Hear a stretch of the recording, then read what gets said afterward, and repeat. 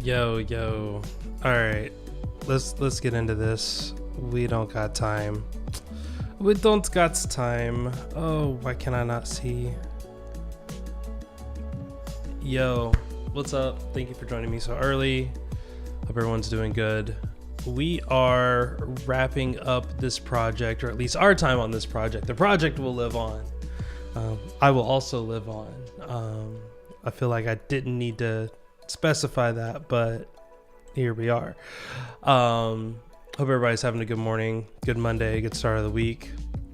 Yeah, we're already finding issues and we're taking screenshots and trying to squash them, or at least document as much things as possible. That way, the people who are going to be working on this after me will be able to do the good work. We had a test fail. I don't know why this test failed. It just said test failed. So, that's never helpful. Now that I'm looking at it, it looks like all the tests are passing. So and all the other ones passed too. This one failed. So we're just running it again really quick to see, was there a reason for the failure? If not, then we'll just keep it moving. See, like this one too. Boom. Okay, so deploy to Azure failed on this one. Let's go take a screenshot of that real quick. And I'm sure we can look at this. Okay, so the website just isn't loading, which is wild that the test passed, but the website doesn't load. Okay. It's a weird moment. Or did they not pass is the question. 2 days ago. Oh, it's like they stopped. Oh, that's an end-to-end test. I don't think we want the end-to-end test. We want the other tests. We'll come back to that. Okay, it looks like those tests. Okay, so this one all passed. So that's a nothing burger of a problem. It just, I don't know, it crashed or something.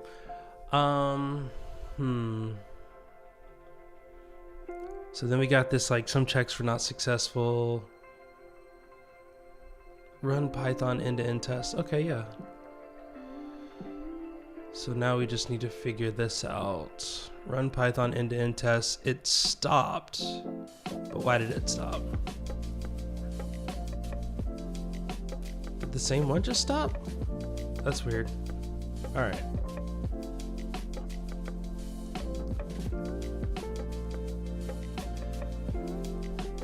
Now,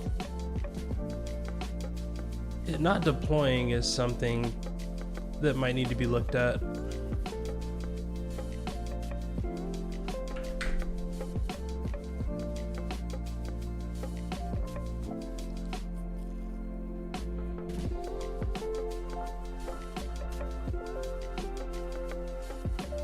Let that run, do its thing.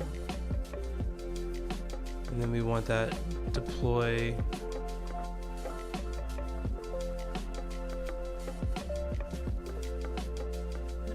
And it says it built, which usually when it builds but doesn't run, that means that there's some weird configuration error. That said, I don't know what the configuration error is. If we go to this website, does it actually load? The website loads. So at this point, guess is as good as mine on what exactly is causing the problem. By the way, if you're watching in, let me know how my audio is. It could be way too hot or not too hot. I don't know. Just let me know if the music's too loud or not. I turned the music up a little bit because I couldn't hear it in the last video at all. And I was worried that it was not there, but I also don't want it to be so loud that people can't focus. Okay, so that's interesting. So the page actually loads, but the smoke test failed. I mean, hey, I guess I could run it again and see if there's an actual problem with the test. It's just a weird situation.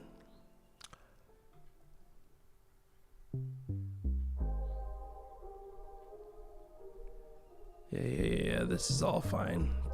Yeah, Node.js actions are deprecated. Good thing we're not using Node.js. Okay, so Postgres Flexible App Service is also working. I would have assumed because this is only testing the application layer. So if one passed, one would assume that the others would pass too. Can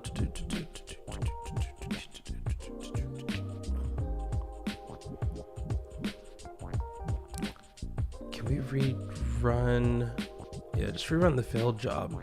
Because I mean, the thing is, you have the value that you need. Yeah, if you have that value, the smoke test, it's going to sleep for 1 minute and then it's going to run.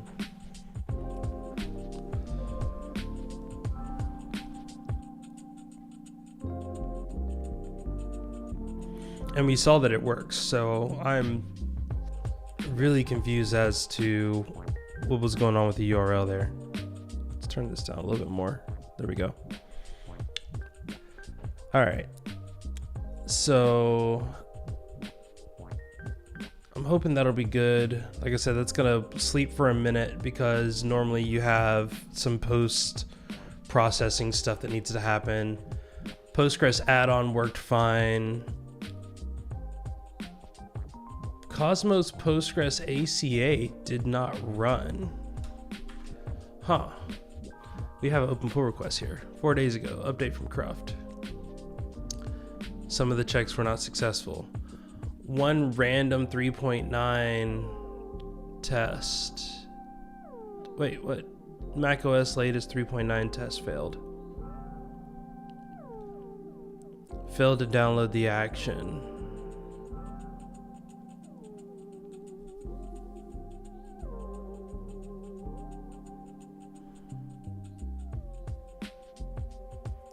This should be the same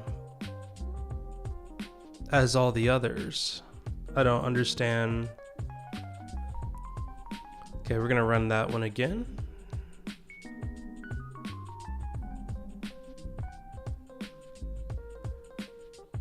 That's the weird part about this, is that a lot of this is just... Okay, yeah, smoke tests are running now. So it seems like maybe we were just running too many tests at one time. So things just started like acting goofy, but like hard to say, honestly. Deploy to Azure. Okay, so is this might be the same problem. Oh, the application failed to deploy.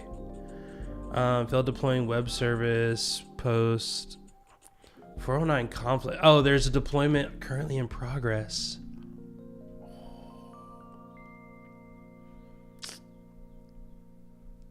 Okay. So it just didn't like that the deployment was happening? Do we just run it again?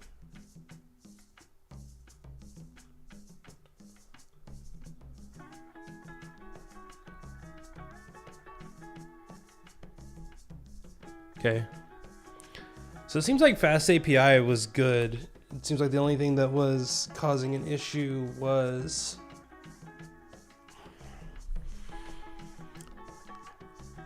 that it was doing too much at one time.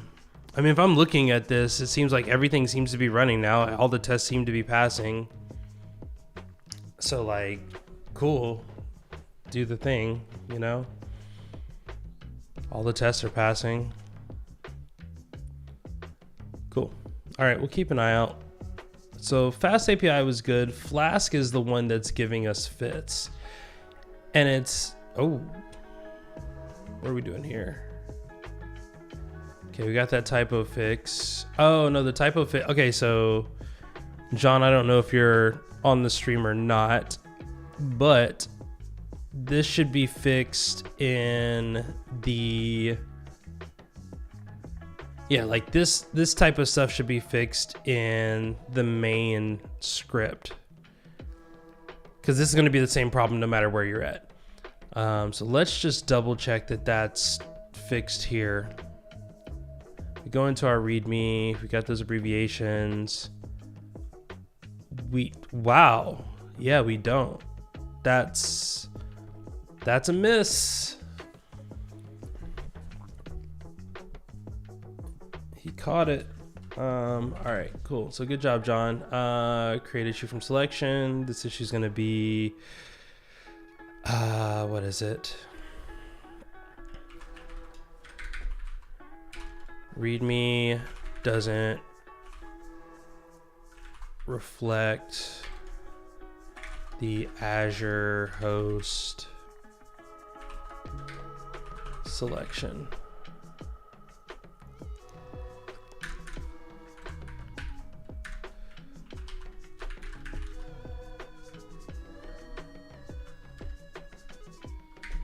So we can, whoa.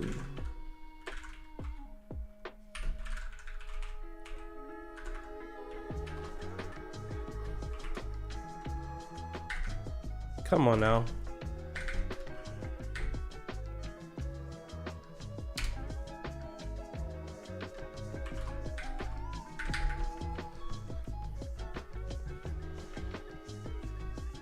They'll have VS Code like excluded from here. That's the only thing I can think of. Yeah, and all applications. All right, cool. Yeah. So there it goes. Okay, so we can use, what is that?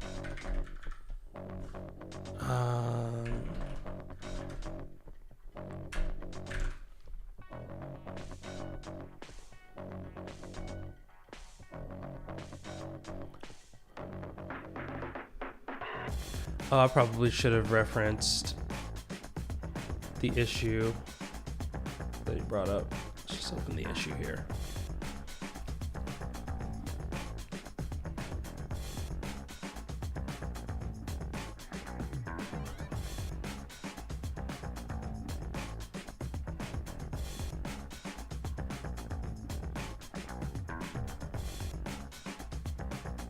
And there's the Flask one. That's what it was. Flask flexible app service here. I think I just had it open. Fix typo.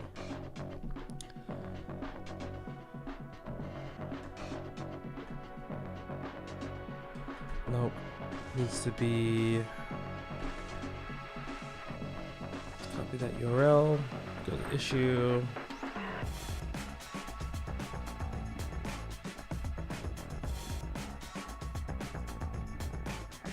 Or do we need to put it? We need to put it in the PR. So 37. What was this? We need to copy this link.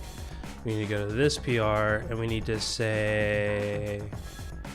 I thought I told him this already, but apparently I didn't.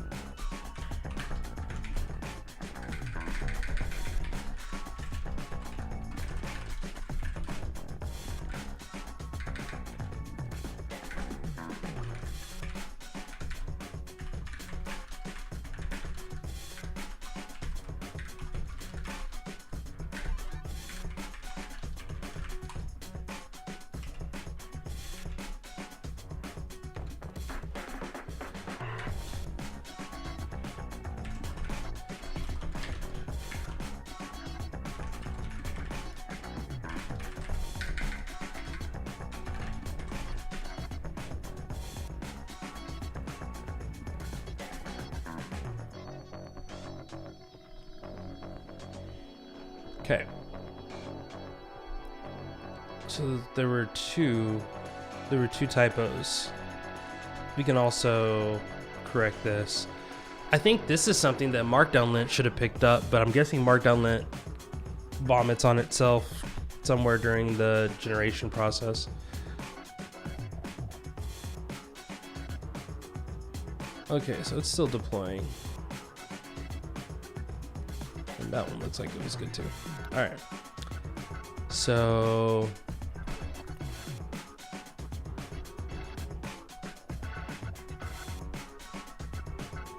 let's go to the README. Let's jump in here, and it's funny because all of these just say 1. It's so hard to keep up with. Which is probably why it was messed up even. Install the development requirements. Okay, so we just need to find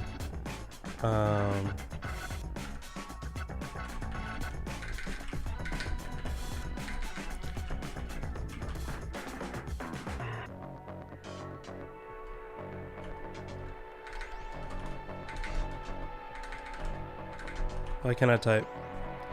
Okay, install development requirements.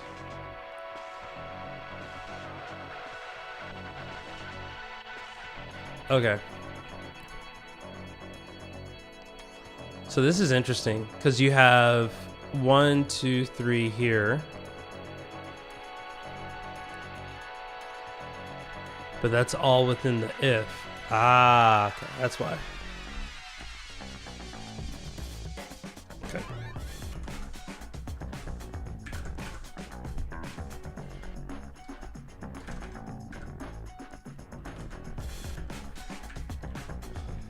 Oh, I don't want to fix these. That's right. I don't want to fix these yet.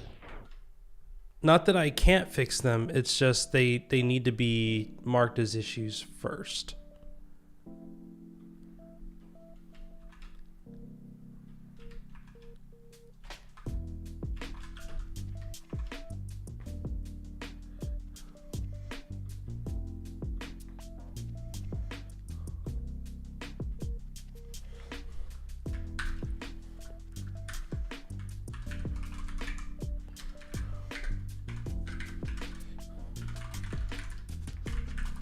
This is like the hardest thing to do when you are primarily a solo developer, is that you spend so much time where you can just solve the problem. And if you're doing the right thing, you won't. You'll file the issue. You'll do the stuff. Like it's so annoying because like you're like, oh, I can just come in and fix it really quick. And it's like, yeah, but if you just fix it, no one knows that it was a problem, and they might be looking at a different one and they don't know when it got fixed, and it could cause another issue. Like it could cause a problem somewhere else. And like, that's the annoying part, is when like you solved, oh, I'll just fix it really quick. You fix it, you introduce a new problem, and then now you're struggling to figure out where the new problem was introduced. And you can't remember because it was like, oh, well, I just bundled that issue in with another one. So yeah, it's annoying, but it's the right thing to do. Numbering can restart at 1 for each new section.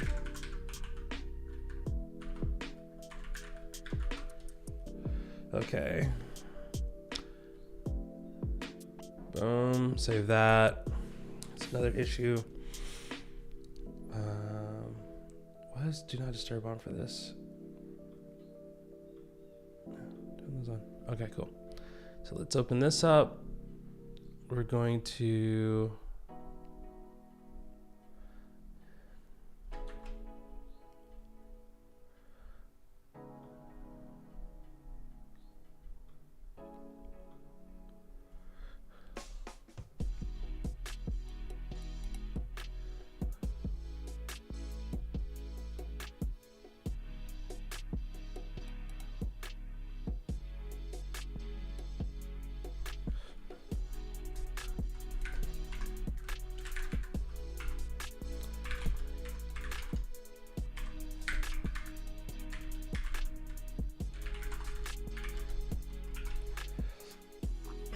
I want to make sure that John sees that too. Okay, cool. There you go, John. You have 2 issues that you can contribute back to the main feed. And I thought you did already. I honestly don't remember because I'm not on main. So I need to double check that really quick.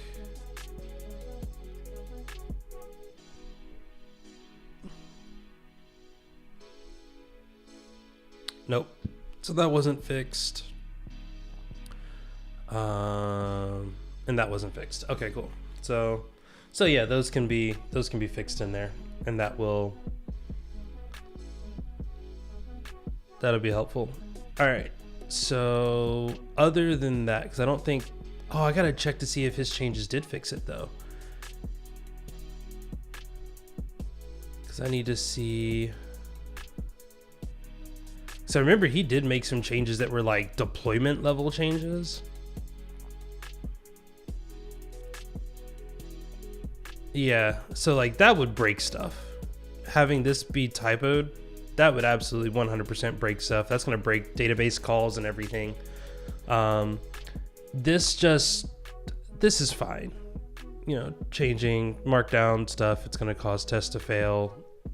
You shouldn't be I mean, you're not changing anything in the code base, so you don't necessarily need to change the other stuff. Cool. All right, so in that case, I do want to repush the Flask non-Mongo stuff, because the Mongo stuff we know is jacked up, and that's what I was trying to fix here. In that case, trying to figure out what would be the best way to go about this. So we got this pull request here, update from Cruft. We know this is going to be wrong, even though the tests are passing. These tests didn't pass. Why did these tests not pass? Don't just tell me that it failed. Oh yeah, because we just get a bunch of errors. What are the errors though? Oh, is this like... This is that pickling error.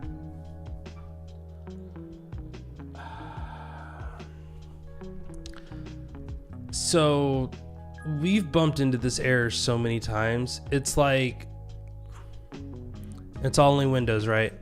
So the fix for this is we set a certain value in the tests, and we need to like go in here to our tests for Flask. It's not even for Flask, it's just, I think it's our general tests, and then you have conf tests. And this is something that I think Renee, if you're listening in the future, this was one of those things that I think you brought up when you were like, hey, do we need to add this to a separate like conf test just for Flask stuff? Possibly. Because the problem that we're going to run into is this set start method. If sysplatform does not equal win32, set it to fork. Do we not have an else there?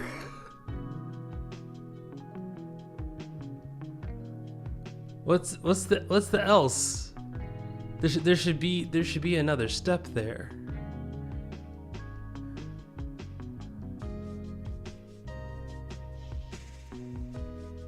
Yeah, see, like, okay. So we need to do else. We need to set this to spawn. I'm pretty sure that I thought spawn was the default, but I can't remember. Let's see, multi blah.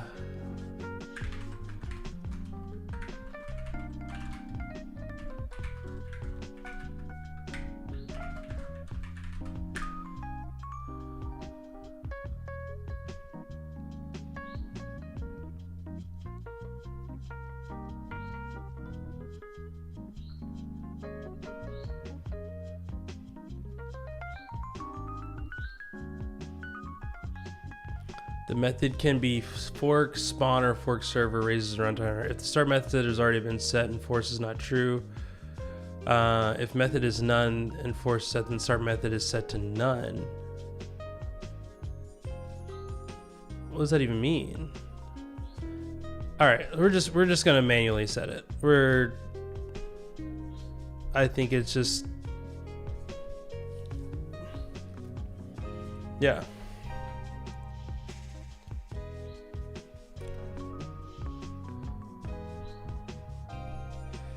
Okay.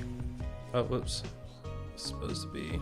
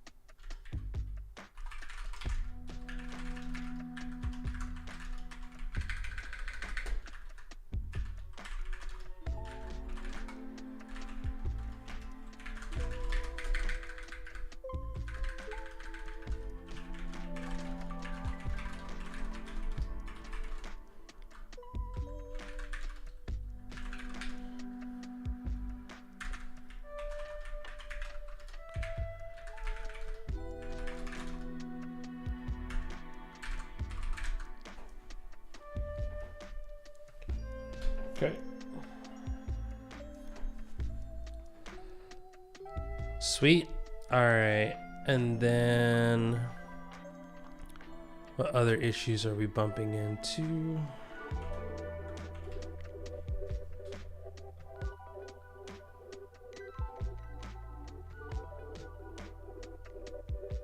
I'm guessing these are probably going to be the same.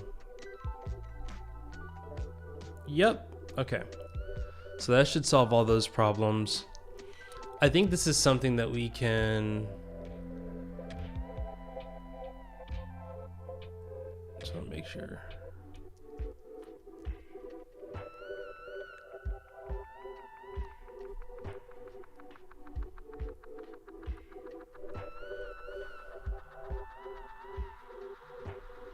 Okay. So he's working on that in the morning for him. All right, so I think we can work on this one. I think that's one that we know what to do. We know how to fix it. It's such a small fix. Let's just go into, let's go back into main. Oh, we're still trying to fix this. Still broken. Cannot. Oh, that's the no. Here, this is what we're trying to get to. Okay, that's cool. We can go to main.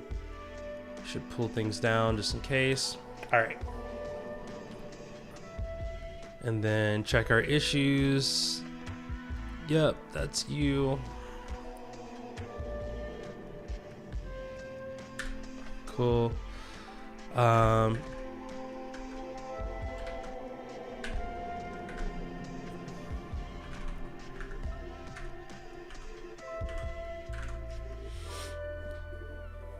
Cool.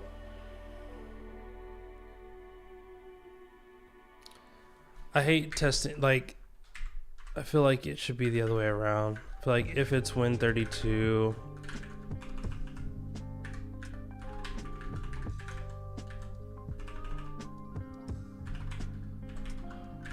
okay. Sweet.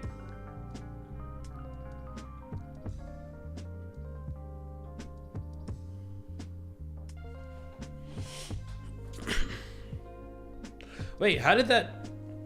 What? How does that... Huh? How does Windows work, since these are fast API, but it doesn't work for Flask?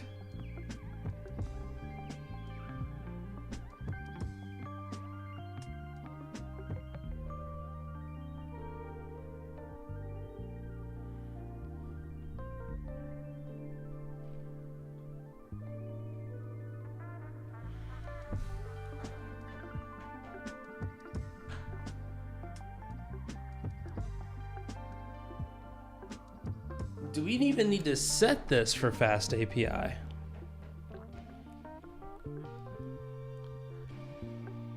So I wonder if it's not...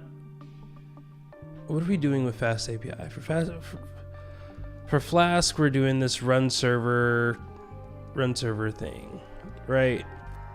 Then we're just doing wait for server ready.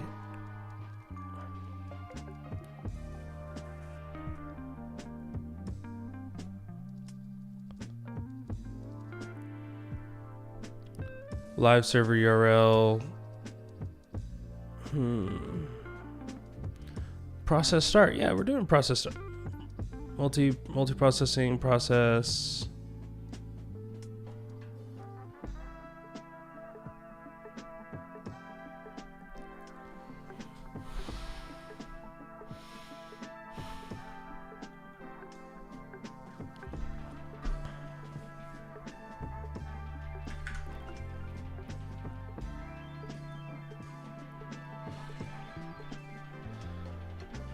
Hold on.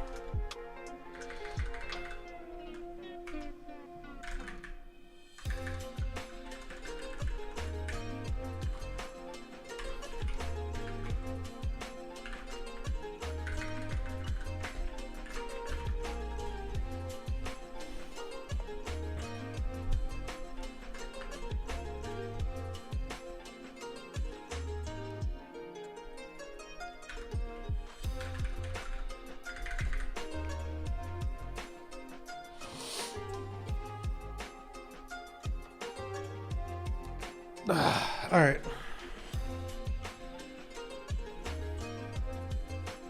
Okay, so that's interesting. That's an interesting issue.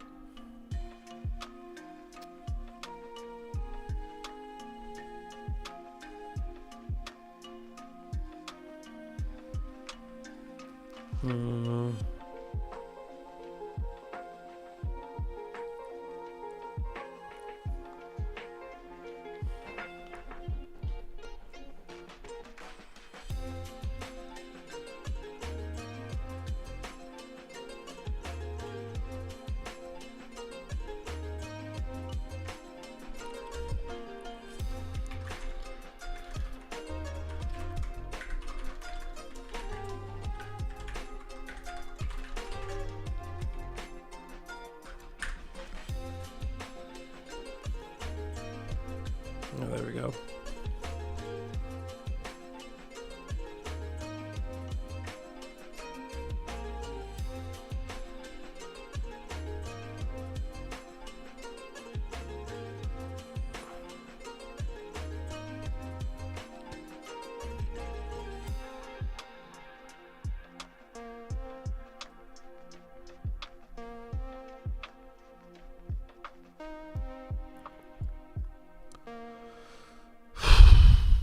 Man, oh sorry, I just like blew directly into the thing.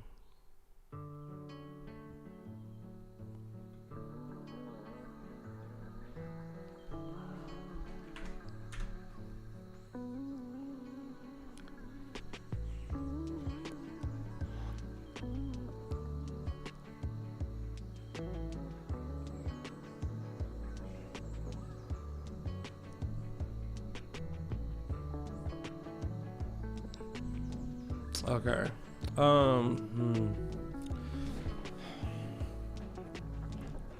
It's like I want to test this, but I also like don't want to test this.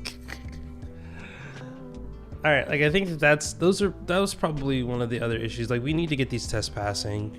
The tests that should be passing, if we know how to fix it, we know how to fix it. I'm just worried that if we do set this, it's going to cause the fast API ones to fail as well. So let's do this. Let's go ahead, RM, RF. Oh, dang, but we're working on this one. We still want to get this working. Let's document this issue first. Okay, I'm guessing Postgres add-on AC. Okay, I'm guessing that it's also failed. It's probably the same reason. All the Windows ones failed because of the pickling issue. Yep. Okay. So all the Postgres Azure Flasks fail because of the pickling issue. Mongo is failing because of a different issue. I mean, like just end-to-end tests in general are just failing. Linux doesn't matter. They're all failing. This one doesn't even have all the updated files in it, so like MongoDB is just busted. I think we've gotten to the point now where we're wondering, like, is it even worth including MongoDB at this point, just because of all of the issues that we've had with it. Not to say that MongoDB isn't worth developing on, it's just like, yo, we are constantly fighting with MongoDB, constantly. And there's really no one on the team that's familiar with MongoDB to the point where we feel like we can, you know, do good for it. Sorry, I'm trying to find my, there, I'm trying to find this. I was trying to find my stream tab. That being said, we were able to get some progress on this, on the MongoDB stuff. Let's see if we can get a snippet of this. Yeah, so we just have some import inconsistencies. Because MongoDB is so different. Let's create a new issue. When you run PyTest for any MongoDB build, you get the following error.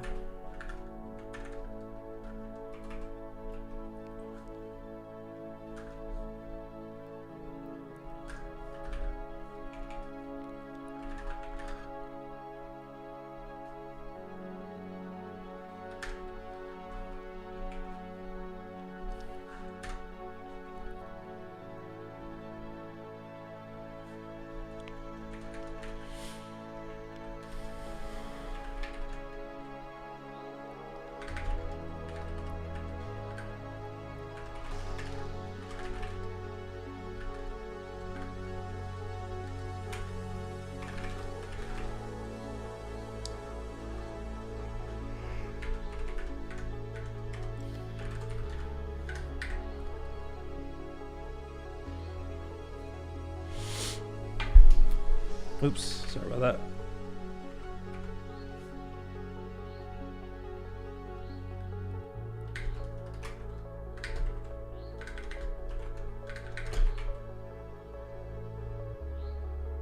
Okay.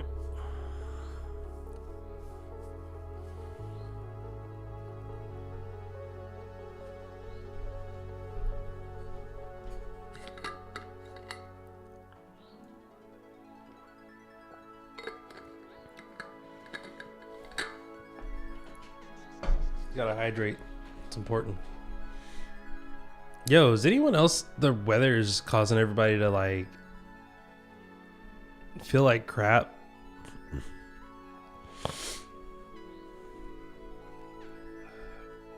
All right. So we filed this issue. We're working on this issue. I'm going to assign myself to this issue.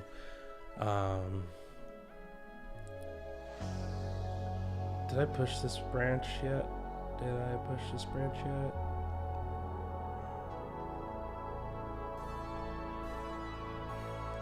Yeah.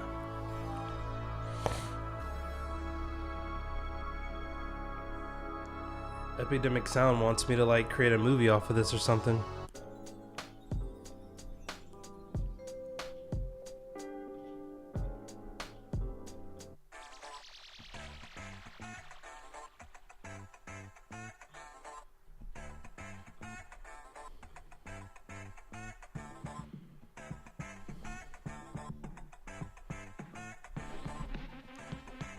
All right, so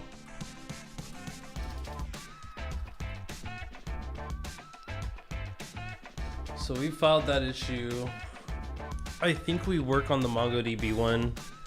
I know we've got plenty of CLI issues as well, but the CLI issues, I think we're only gonna be able to identify them when we're working on them. So that's kind of an ongoing issue. Okay, the funk is funky, but man, it's going a little too hard. I can't focus.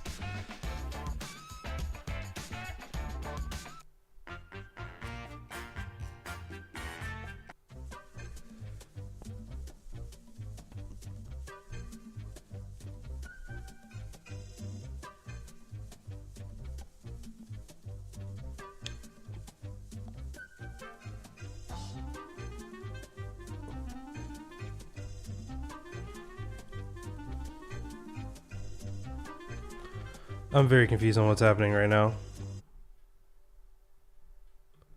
There's like a whole bunch of like ambient stuff happening. Epidemic Sound is like just all over the place. I was trying to see if I can get like a good... It keeps wanting to go back to browse. Why are you going back to browse? Stop.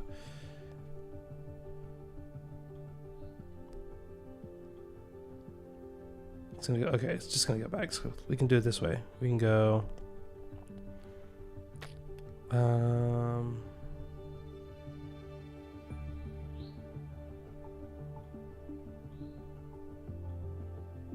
Okay, I don't know. We're just gonna let that ride.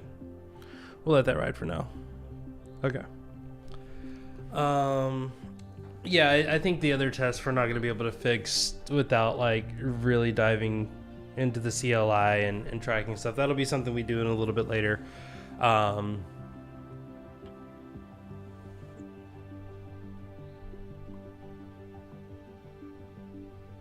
Okay. So when we left with this, most of them are passing. Okay, some feature deprecation stuff, that's fine. The process is... Oh. I mean, it's multi-threaded. This process is multi-threaded. Use of fork may lead to deadlocks in the child. Okay. No UUID representation is specified, falling back to Python Legacy, which is the default for PyMongo 3.x. For compatibility with other drivers, this should be specified as standard. Ooh, okay, well, we're not working on that.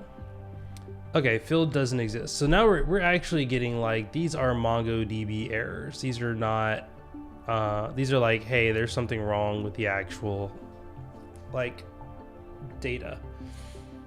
I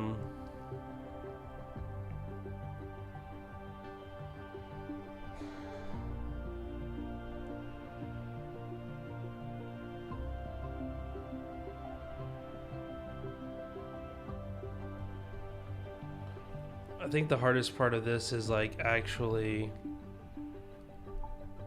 getting the testing figured out. All right. Source test local. Gunicorn works. Sweet. We're happy there. It's just module imports. I'm guessing index would work. About works. Destinations work.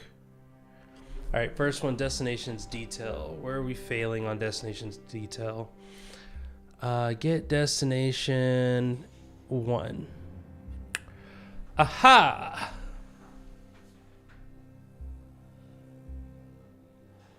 I bet the error is going to say there is no value of 1. Yeah. Raise invalid ID. So this is one of those things that sucks because if we run this, it's not going to have this problem.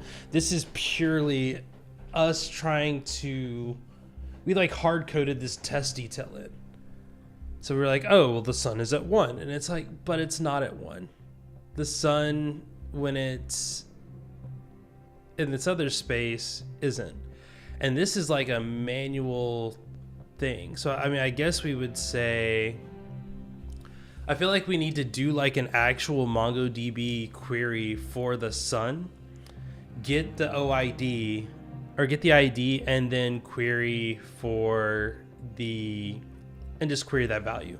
And I think that we could do that. I just don't, that's gross. Okay, so can we do like Mongo? All right, did we say, what do we load this as? We loaded as engine. So we got to do like engine. We don't want to connect. We want to do like,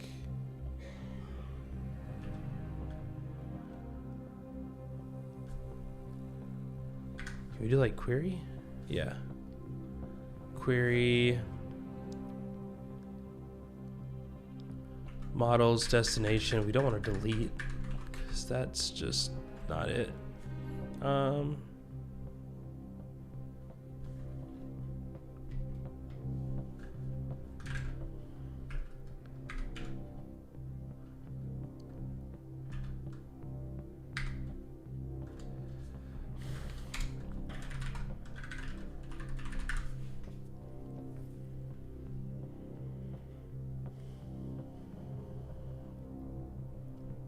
Okay. Querying the database. filtering queries. Okay, so we just do this dot objects in thing.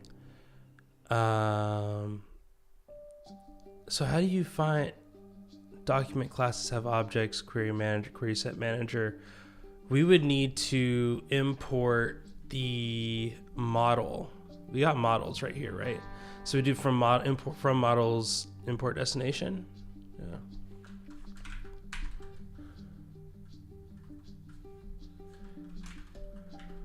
Well, oh yeah, we have models already. Okay, cool. So yeah, we just need.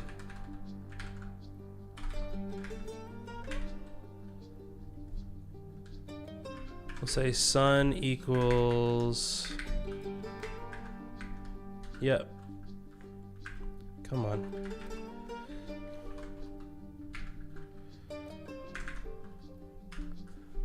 Yep. And then we want to get sun dot.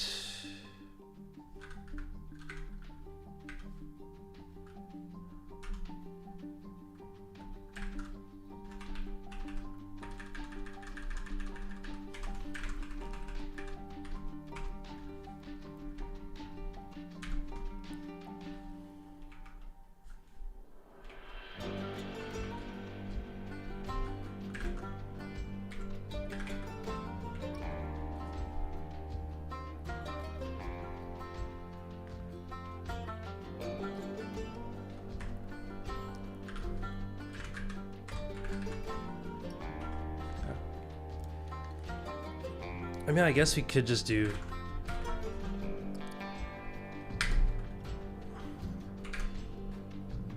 Just want to make sure I didn't do something like actually assign an ID or something like that. Okay, we didn't. Good. All right. So I bet now. Yeah. Okay.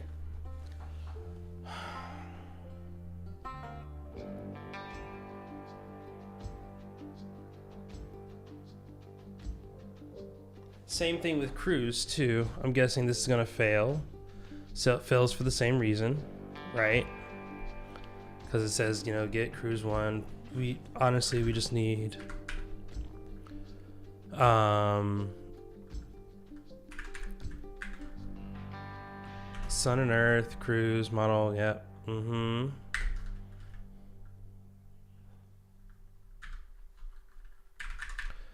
is that setting not set? Come on now.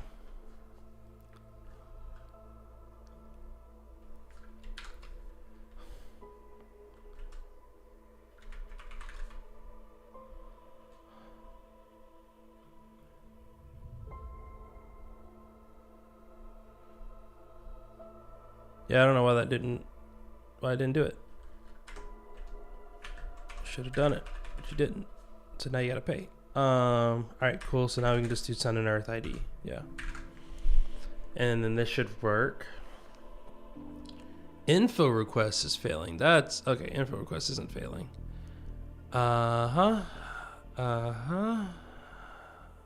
Okay, this fails. Why does this fail? Response, client post, super, handle request. Okay, those values are there.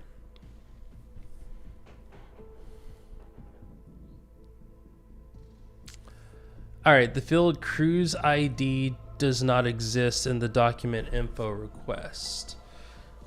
Okay, so if we look at models, it's just called cruise. We don't have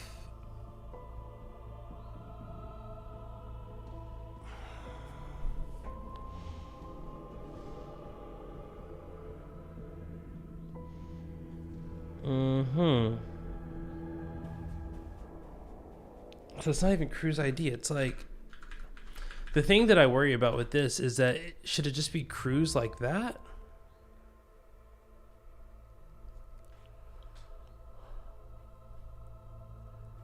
Immutable dict.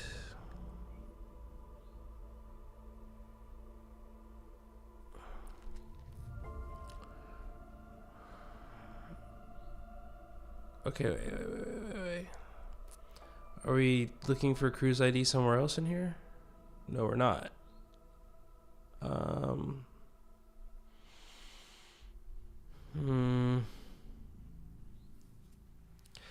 Yeah, I think that in the long term, I think we're gonna have these skipped for MongoDB, just because I feel like MongoDB is causing everything else grief.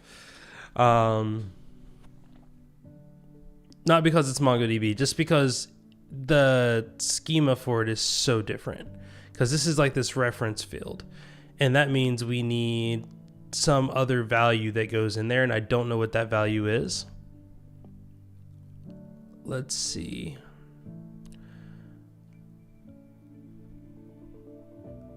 Pages. Okay, do we have a post for info request? Cruise ID. DB info group. We call it cruise ID. This should just be cruise and not cruise ID, I guess. Is that what we're saying? Info request kicking our butts.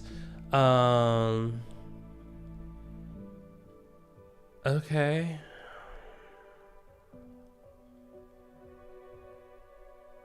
Okay, what's the error now?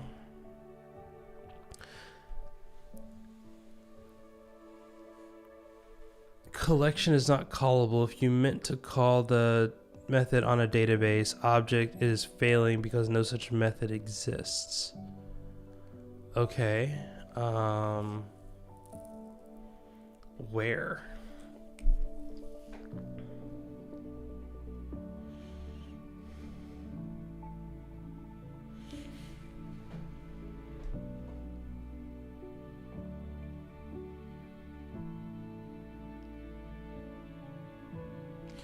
I mean, I guess the other question is cruise could be, we could hard code that value into cruise. I just don't know if that's the right answer either.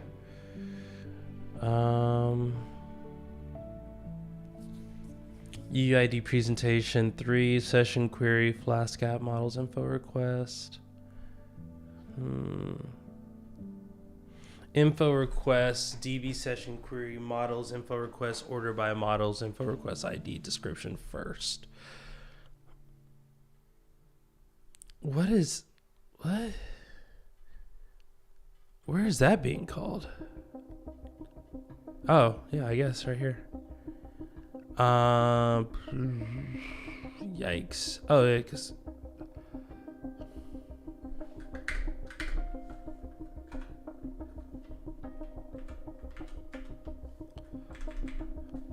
Again, so wait, here it is called cruise. Was it called cruise ID here? No, here it was called cruise. Inside the models, it was called cruise. Inside the pages, everything we did, we called it cruise ID. And I don't know why we did that. I don't know if that's necessary to do. That would be a good reason, a good thing to know. I'm wondering if it was just an artifact from all the SQL stuff.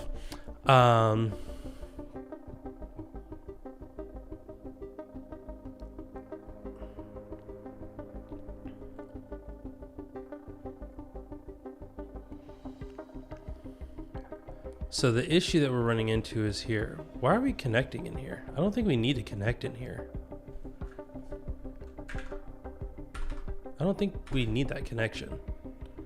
I mean, I think it still fails, yeah, but I don't think we need the connection. I don't think we need to actually manually connect in there for that to work.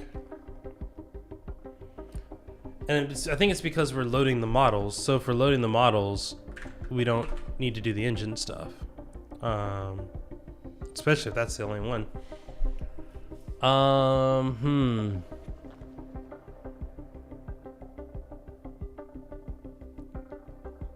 Yeah, I don't think we do this. I think we just do, because all we're wanting to do is test that the database, that like if we do info request, we can just get Amanda Valdez By the way, this is a fake person. This does not exist in real life. We should probably even make that more true with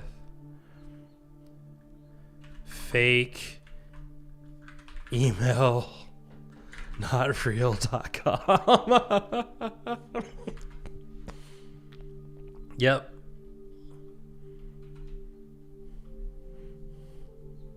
Yeah, I don't want people thinking like we put someone's Gmail account in a test. Like, I mean, somebody will. Somebody will be like, oh, yeah. You just do models info request. How do we do this? You just do, okay, you just do the actual info request, and then you would say name equals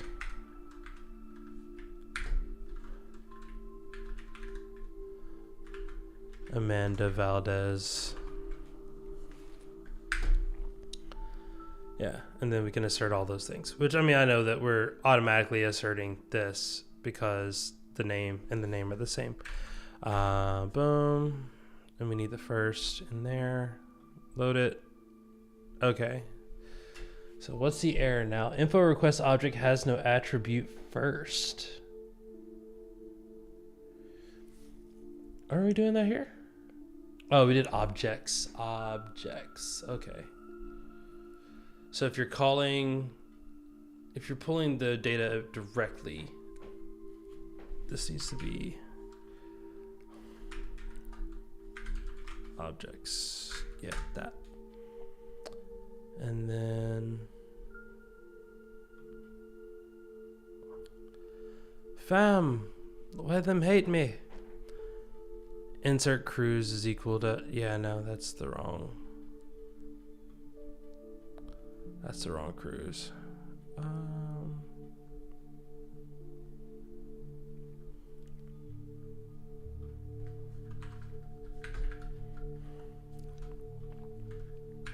Because everything is a string, and we don't do any special formatting for it.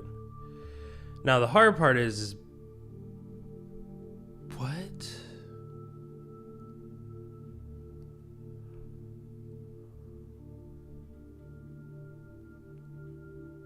Reference is none.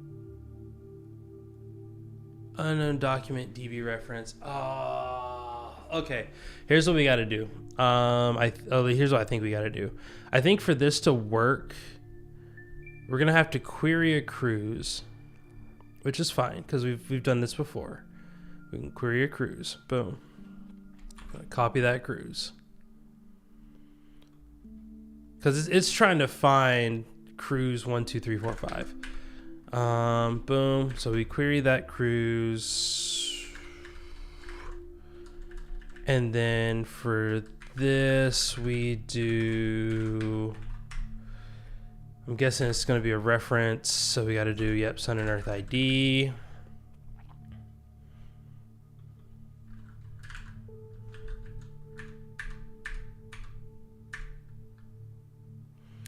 I'm really confused on what this value is supposed to be, but let's at least get it from being an error. Sun and Earth.id for now. Okay, so where are we going with this? The cruise Sun and Earth, where? What assertion? Okay, so this is just an assertion error. Can we just say is equal to Sun and Earth? Does that work? Do we just get rid of the ID? Does that? All right. Oh, thank goodness. All right, so that's annoying. But all right, so we got all of those working. So now the playwright tests. I don't know if the playwright tests were even failing before.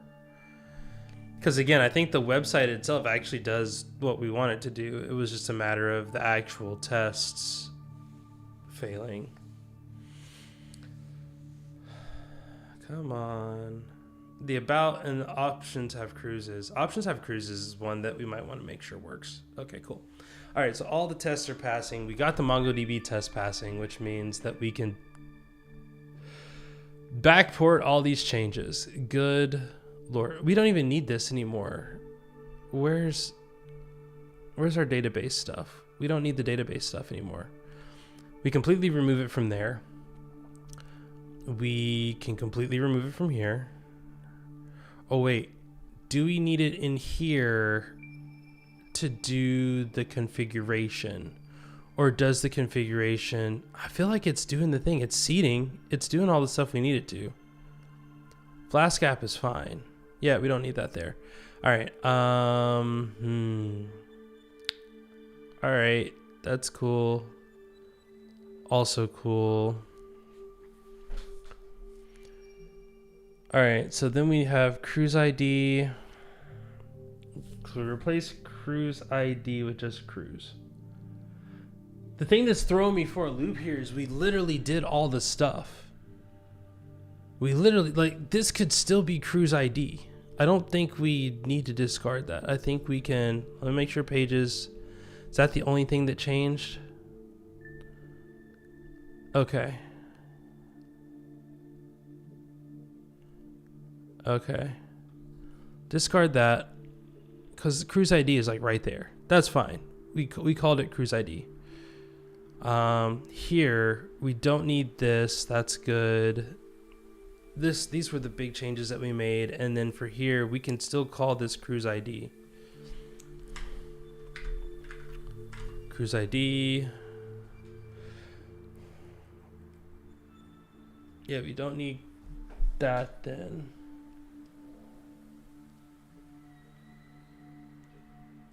And then the question is, does that still pass or?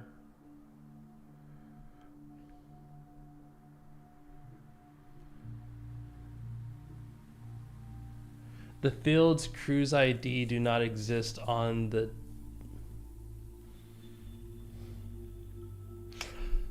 It doesn't exist because it doesn't exist on the model. It has nothing to do with the actual. Okay, that's why we did that. So this just needs to be cruise. This just needs to be cruise. And then that solves that. Cruise, yada, yada, yada. Cool. Then when we go to pages,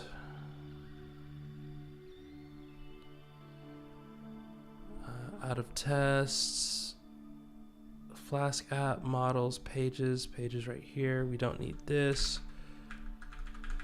We just want boom, boom, boom. Request.form. Now the big question is on the form, is it cruise ID? Because I bet that's going to be a problem. Info request, create cruise ID. Yeah. Okay. So the form itself is cruise ID.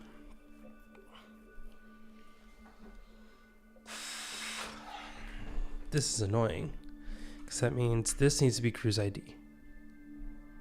I don't know why it was saying that the form didn't have it. I can understand why the model doesn't have it. So does this just need to be like this and then data cruise? Is it saying that there is no? Yeah, it's looking for cruise ID. It couldn't find cruise ID. And this is where I was saying I think this is supposed to be cruise ID. There it goes. Okay.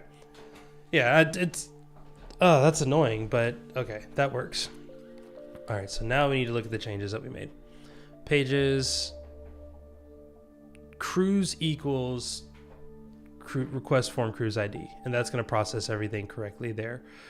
We don't need that part. We don't need that part. All right, so,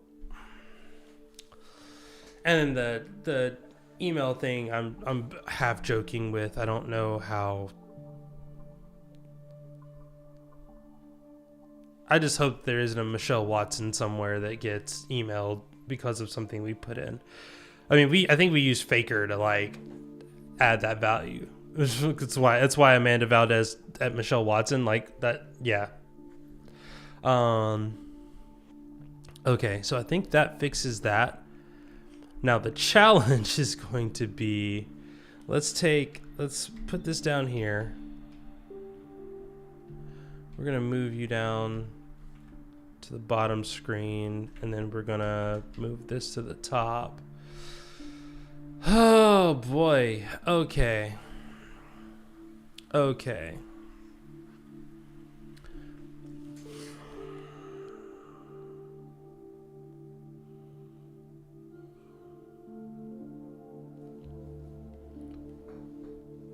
I think the question is, how much different is the MongoDB Flask configuration from everything else? We can diff this, right? We have difflib, right? And we're inside of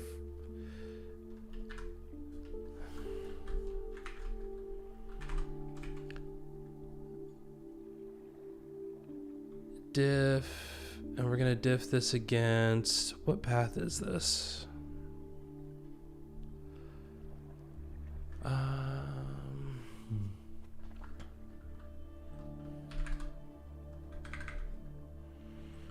Let's go Azure Flask, Cosmos, MongoDB, app service. Okay, so I'm guessing there's a couple. Can we look at this and see where we ran code at?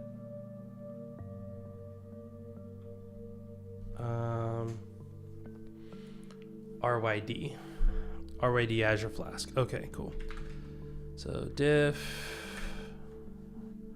and we're gonna go RYD.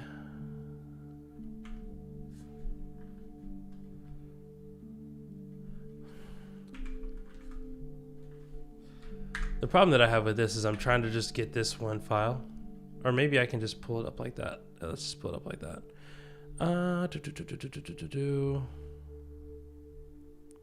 Update repos. Let's do this.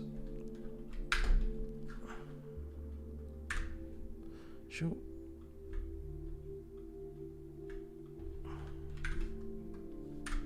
Okay, cool. So we got RYD, source, tests, and then we need our conf test, right?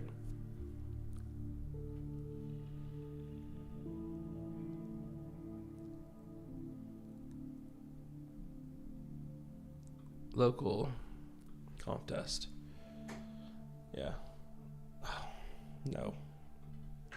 Side by side. Hide that really quick. Okay. So the challenge here is that there are going to be a lot of differences that we can't just be like,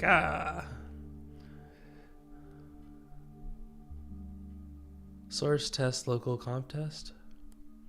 And that's conf test too. Source test local conf test. Okay, Flask.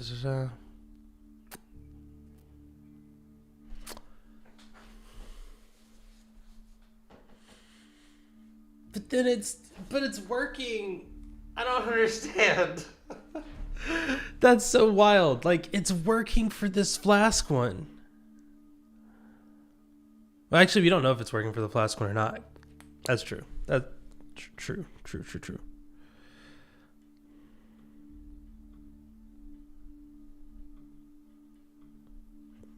Okay, cool.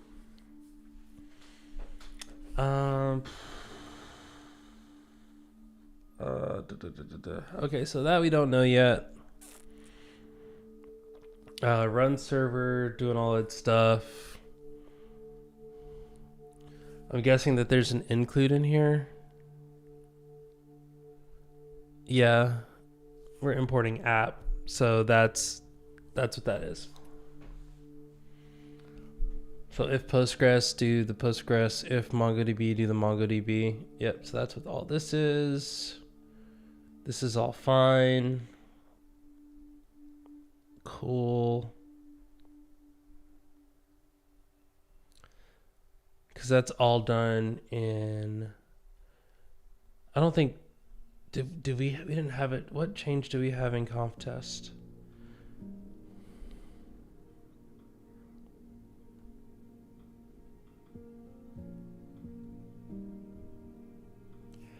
In conf test, we had...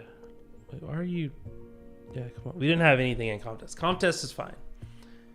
Init. Oof. This nightmare. Nightmare fuel. Init.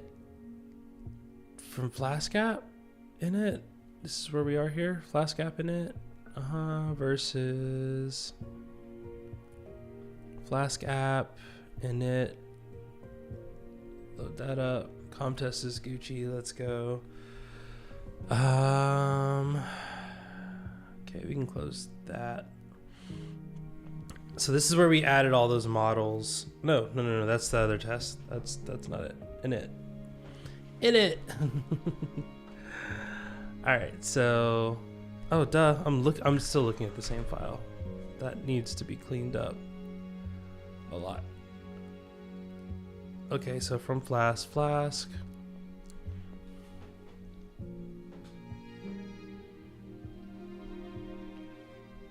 Import MongoDB as engine. Why are we, what? Oh, Flask app, duh, yeah. Configure Azure Monitor, it's right there, it's fine. Okay, we got that, click, Mongo engine. I'm guessing it fixes that because of other stuff. Oh yeah, technically because it's the import would go above that, so it would be like that, and then you would boom like that. Yeah, then you move the Azure stuff down here. But that would actually be...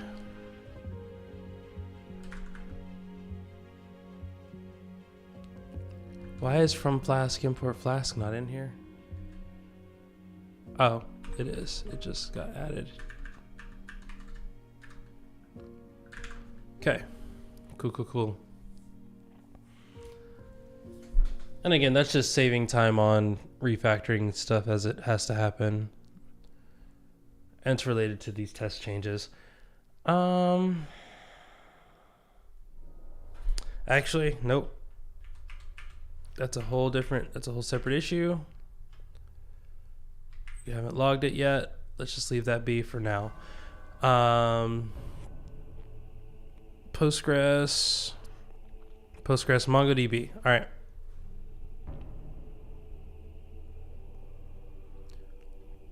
So we don't do any type of engine connection stuff in here anymore. Don't need to. Like, that's gone. So we can just kill the indiff.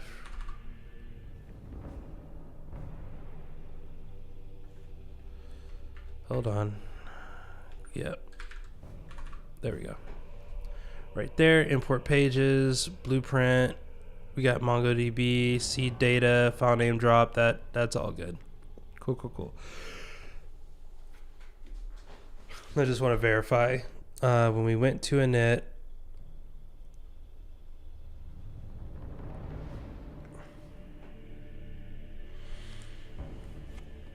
Okay, yeah, the only thing we got rid of is DB Engine Connect. All right, so now pages. Ugh. Okay, so this is going to be pages, suite. Let me just pull that up. I can look at it down here and make those changes as they need to be made.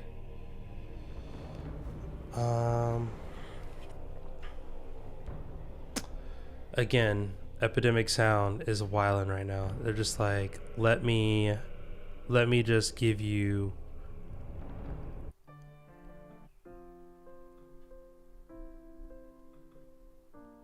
Let's go back to the down tempo. Yeah. Okay. All right, so we can take this. We can take this cruise form ID. And this is just cruise. It's not cruise ID. Everything else stays the same, which is great. Now test pages is going to be the one that's the biggest change. Test local test pages. All right, so for this,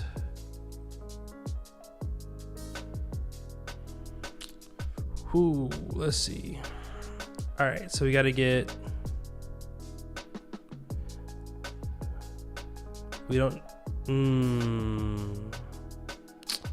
do you use DB elsewhere?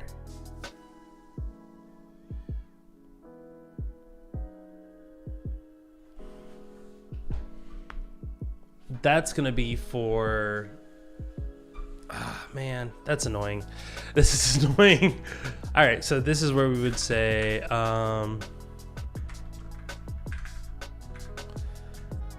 we can clean this up a little bit. We could do,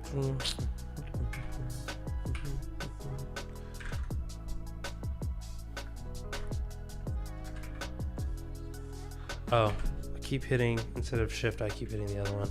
That's why. There we go.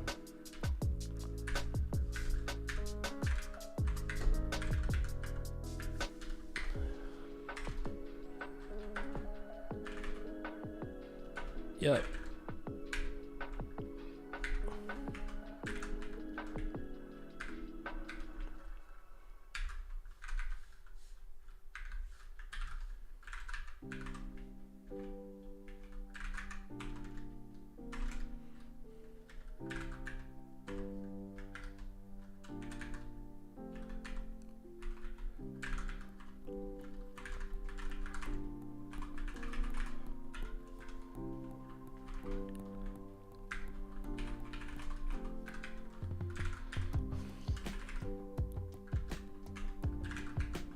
Nope, don't need to do that.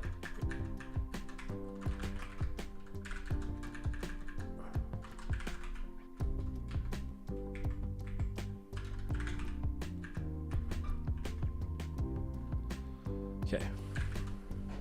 I know it's a minor thing and we could, I don't want to, I would just rather duplicate it.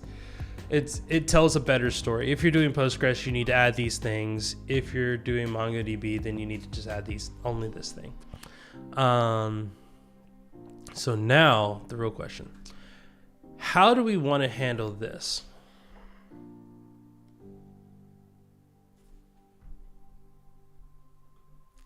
Because I feel like there's 2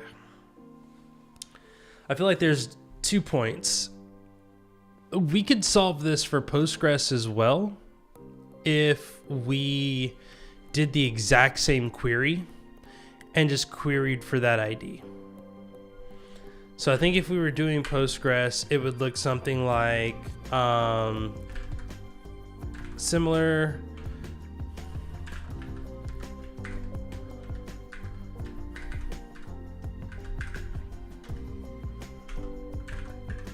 Nope.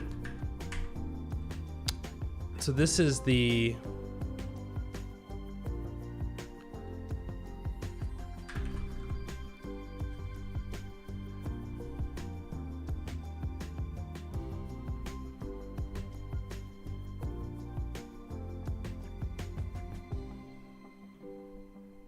what? Oh, yeah, it's because that's in the dev container. That's why.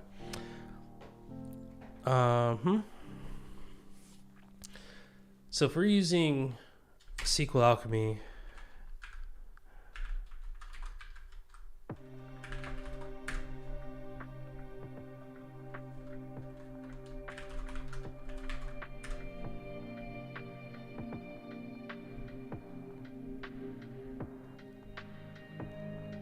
because I feel like we could do the same thing where you just do, you could just do user .get or something like that.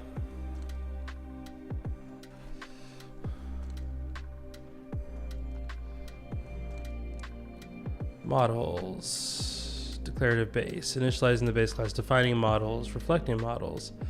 Yeah, DB table, app with context, querying data.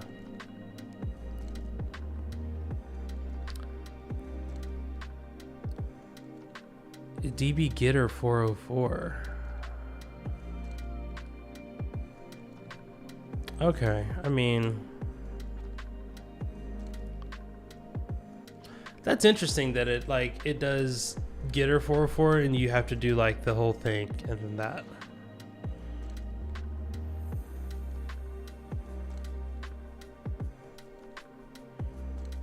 Yeah, because we don't need to do the whole session execute stuff. We can just get, like, I genuinely just want to get. I just want to be like, this one user equals user. I don't need page queried results, query for views.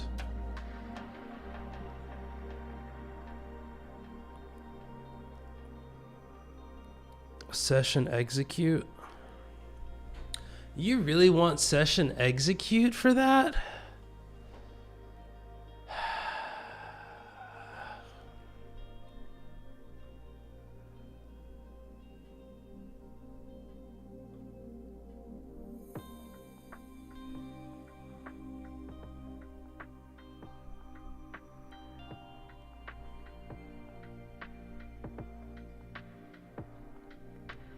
I genuinely just want to get like selecting ORM entities.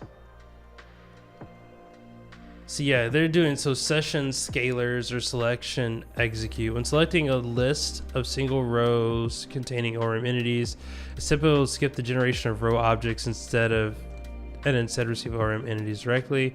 Sessions.scalars. Okay, so this is where that scalars thing comes in. So instead of doing results all, you can just do, I mean, still do all. I don't understand. Like, what?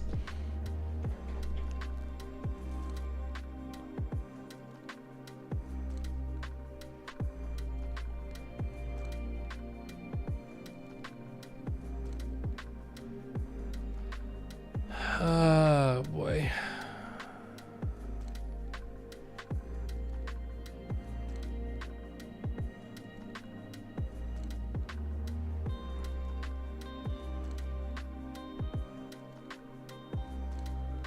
I really just wanted to find like one user. Like, I don't know why the querying stuff is so much of a challenge. Select user and then you're doing joins. I get that. Select user, order by user ID. I literally just want to filter. Relationship where operators, where user addresses any address, email address is this. What? I just want this where this equals this. Oh my gosh.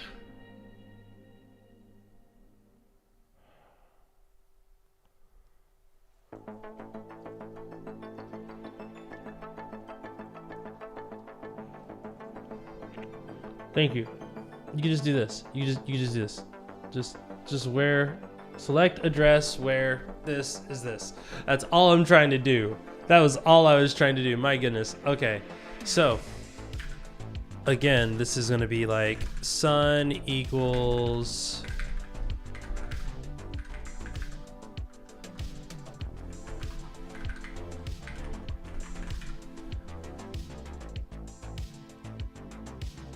oh, we don't get, do I need to do DB session?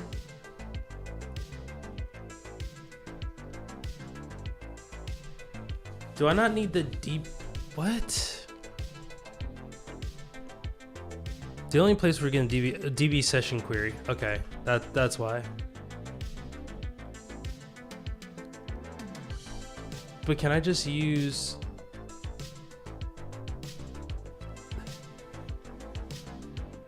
Yeah, from SQL Alchemy import select.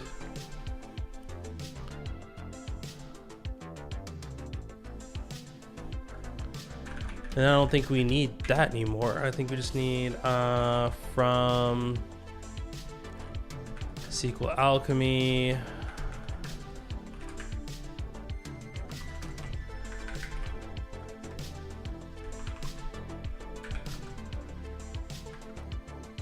Right? Like that. And then we can do select. So I'm guessing it's gonna just use the default session. Yeah, select that. And then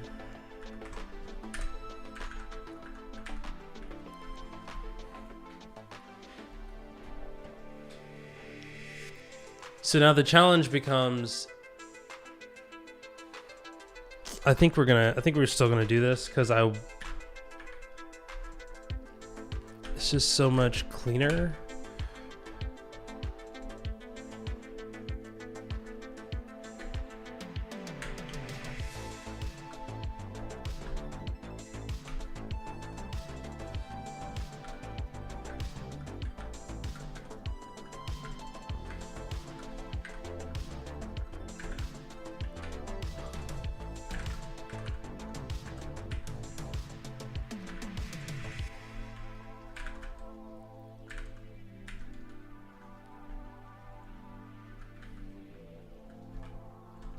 Okay. Because now we can just do, and I mean, again, I think there's a cleaner way to do those queries, but I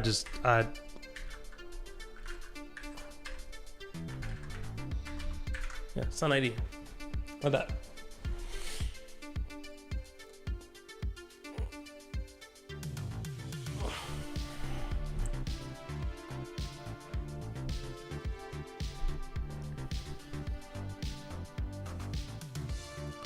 And then now we can just grab all of that, copy this.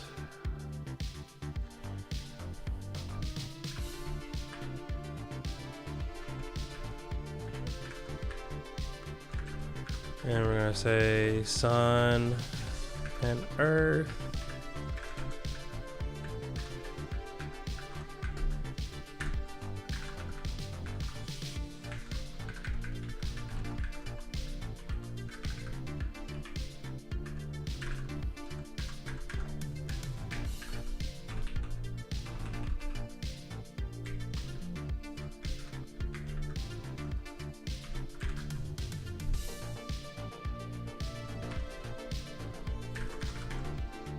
Okay.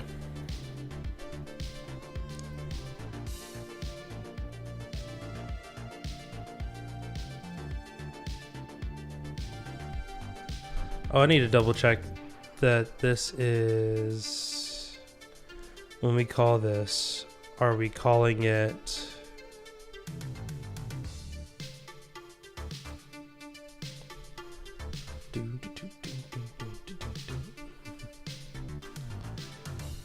this reminds me, this music reminds me of a like Jean-Claude Van Damme film. Like it just reeks of Jean-Claude Van Damme. Just like this is where he comes back at the end. He just starts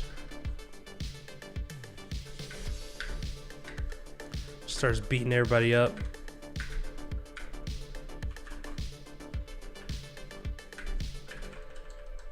Okay.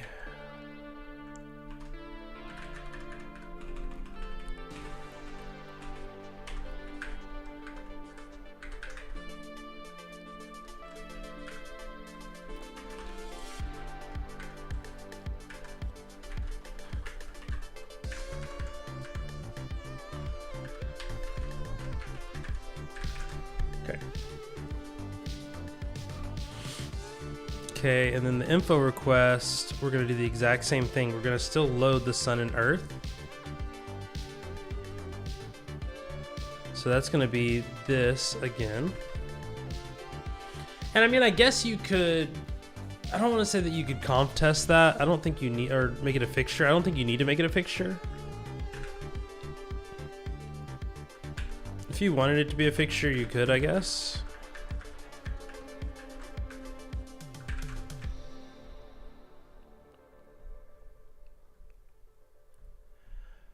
I'm going to do this. I'm going to mute the music only because, all right, so we're going music clean for now, mostly because I will need to share this with Renee, and I'm sure that Renee's already probably bugging about all the music that I've been putting in, and also I can hear the music, so I'm happy. If it's too quiet, let me know. I'll put music back in. I probably should have kept the music out the whole time to begin with, but hey, I'm trying here. All right, so we're still doing this info request. We're still doing the sun and the earth. And then the only thing that we need to change is this value here needs to just be whatever that response is.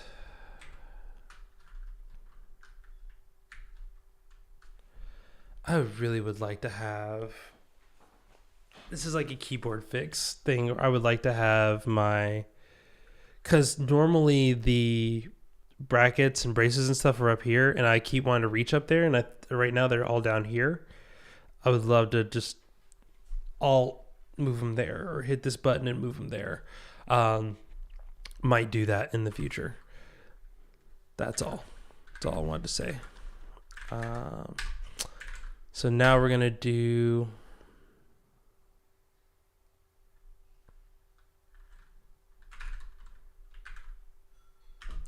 sunandearth.id.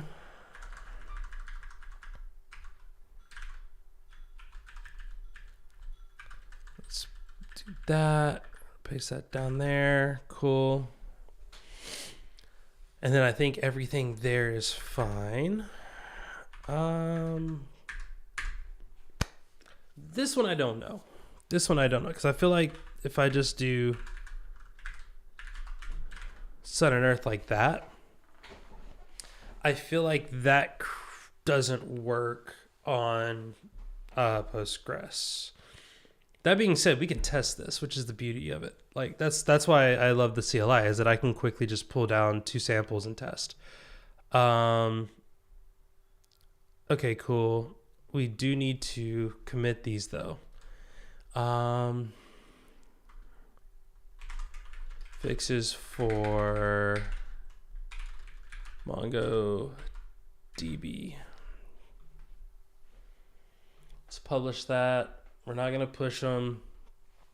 So now we go to the CLI and we say, hey, Mr. CLI, let's Python tools, update info, repos, update.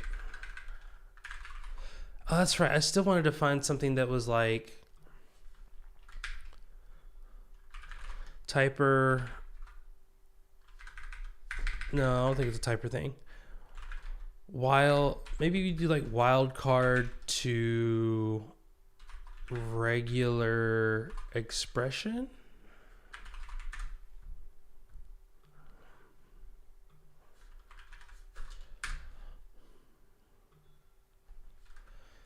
Shell wildcard to regular expression.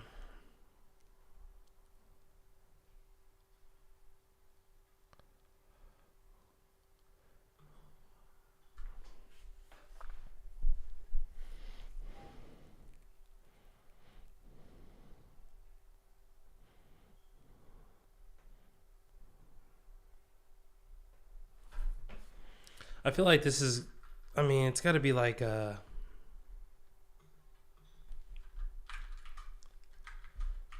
I don't want to adopt another puppy. Wildcard matching a string in Python regex search.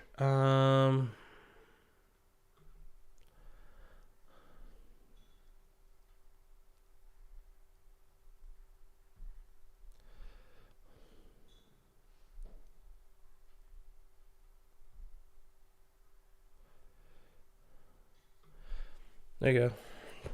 Effing match. Unix file name pattern matching. I mean, it's not even that. I just want to convert it into a regular expression. Like, I don't It's annoying.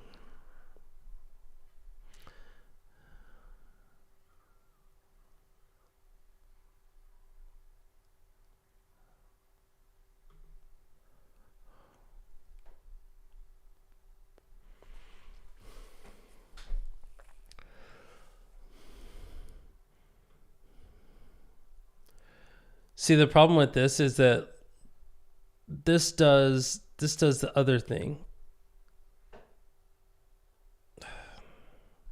Yeah.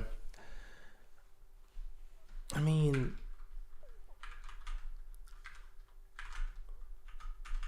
oh, I don't have my PyPI thing. That's lame. My PyPI search doesn't work here. Boo. Okay, that's fine.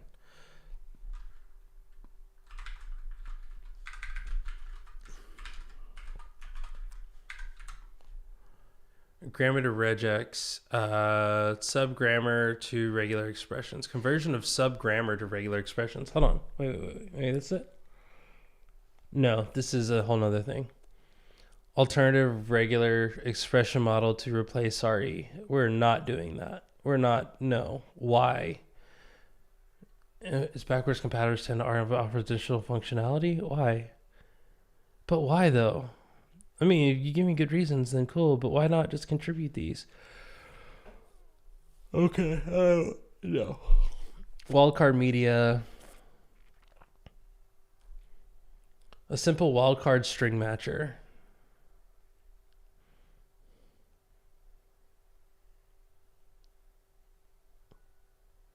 Hey, this might do it.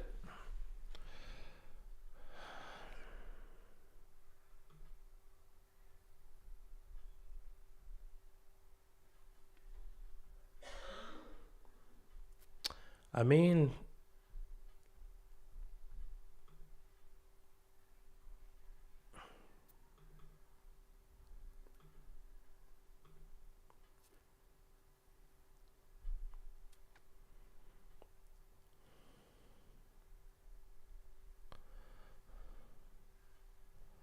Python pip install wildcard matcher. Let's try this.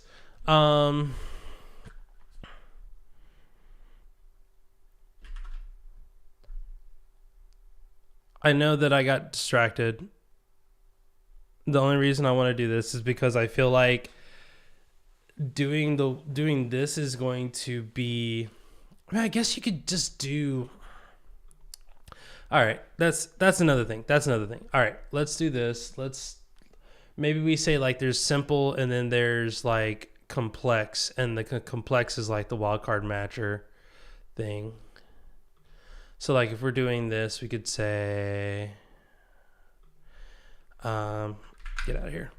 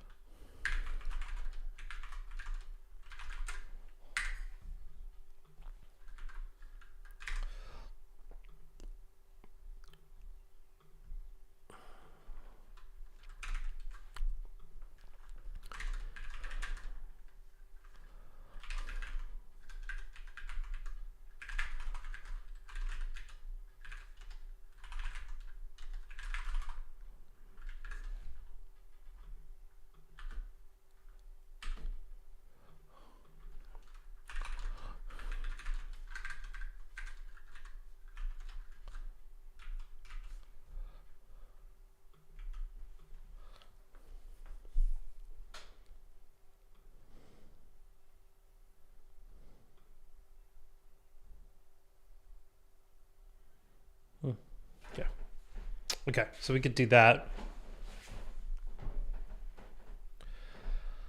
All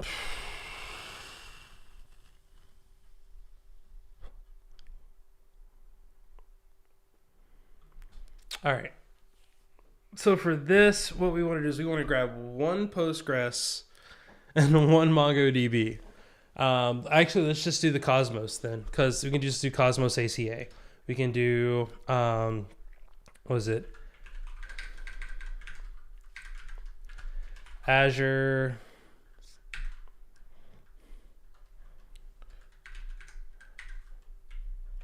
asterisk Cosmos dot asterisk ACA. Oh no, we need Flask.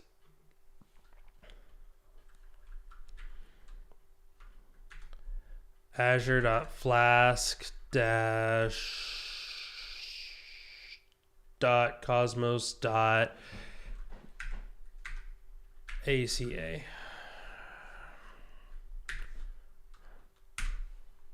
Oh no. Cancel. No, cancel. Can't.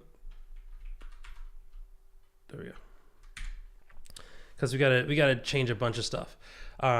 We gotta. Oh, this is. Oh no, this is the wrong branch.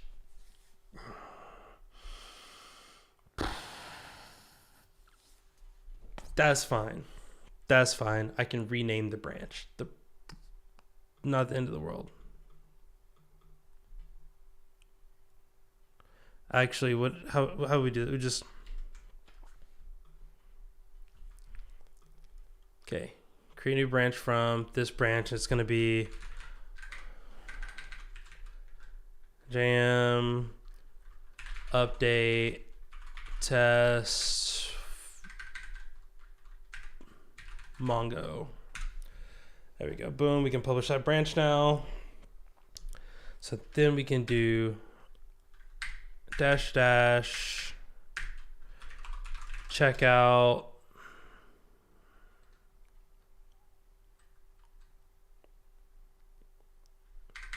We got to do the source thing again, just in case. Source is equal to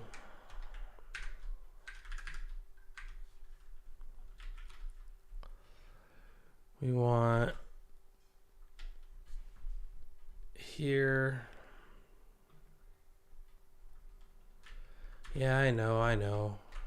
Can't believe I did that. Oh, it's so annoying. That's the source.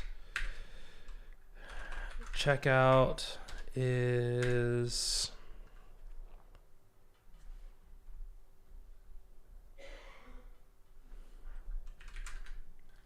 jam updates tests Mongo, and we want branch is Mongo tests.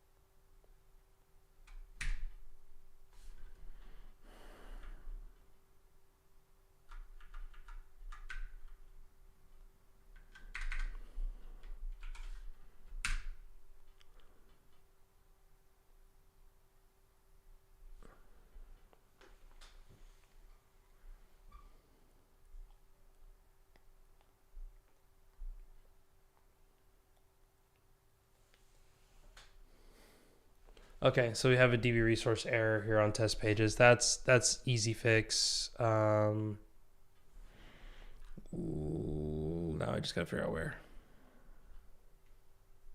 Right here.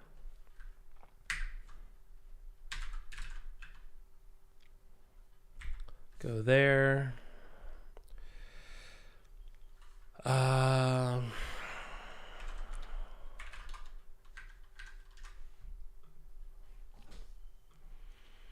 Got to push that so that we can call it again.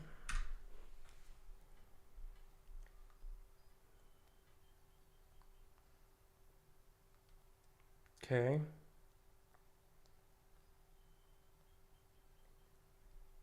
What do you mean Sun and Earth was assigned but never used? Hold on, what?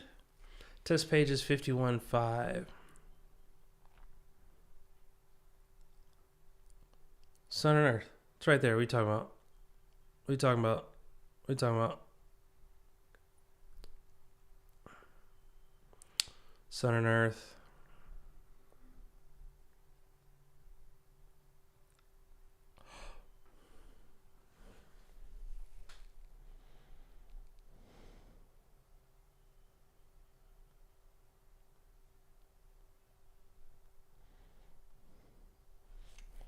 I don't understand how that happens, but 55.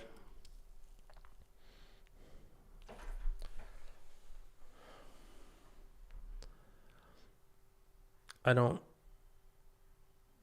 Okay, we'll see. We'll see what it looks like. We'll see what it looks like. I'm sure it's fine. It's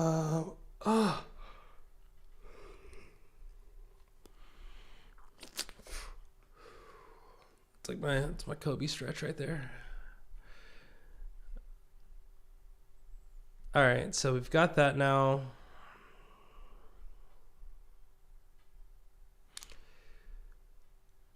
We need to look into the actual build itself. That build is update info log. Rejection files found. Of course, there are rejection files found. When are there not rejection files found? All right, so we have. Let's first check the Cosmos DB one. That's going to be in the C's. That's going to be this one here.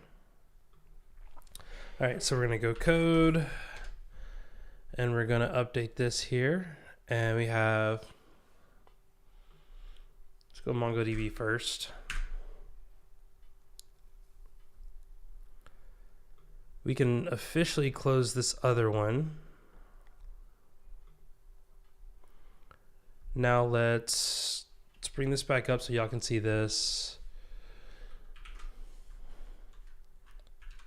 Oh yes, update, of course. Always update. What are you talking about? Sure. Don't reopen in container. We got to rebuild the container. Because every time we try to open in the container, it's like, nah, dog. So let's rebuild that. Let that run.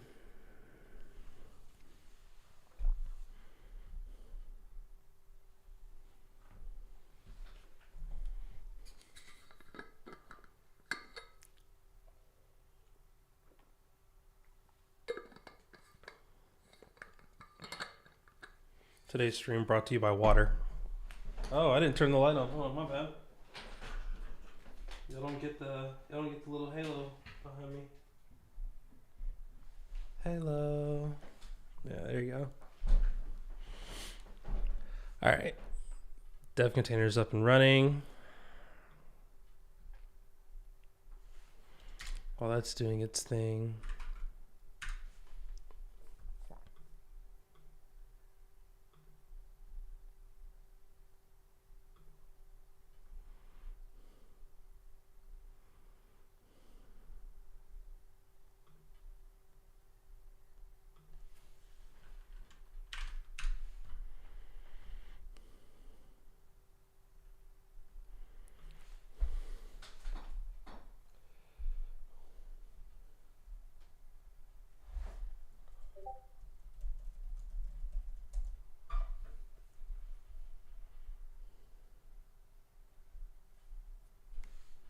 Whoa, post create failed? Hold on. Connection failure. You have not defined a default connection. Oh boy. Is this...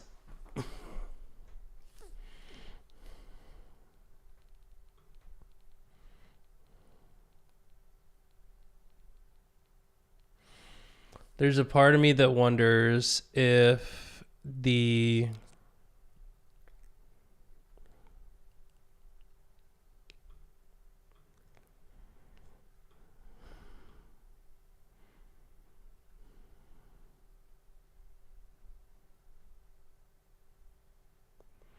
we don't have a database configuration here. Config from Flask app config production. Yeah. Yeah. Okay, so we got to add that back. That's fine. I guess that's fine. All right, so the issue with that was we recently just removed that because I was like, oh, we don't need that. We needed it. It's in here. I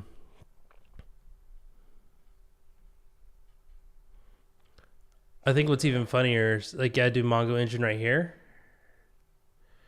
And we do this like if Postgres DB equals that. But then down here we do nothing. So it's like we're trying to connect to a database that doesn't exist. And yeah, that'll get you every time. So how do we fix that? What are we breaking today? So this is actually a project I've been working on for some time. And I haven't talked to you. Yeah, some things are coming up. I'm not going to be working on this in the near future. So I'm in the process of trying to clean it up and make it better. But yeah, I will message you later. Stuff. Actually, well, you and the 5 other people watching right now can learn. I'm actually going to be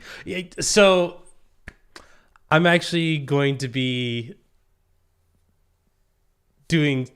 Never mind. I'll message you here.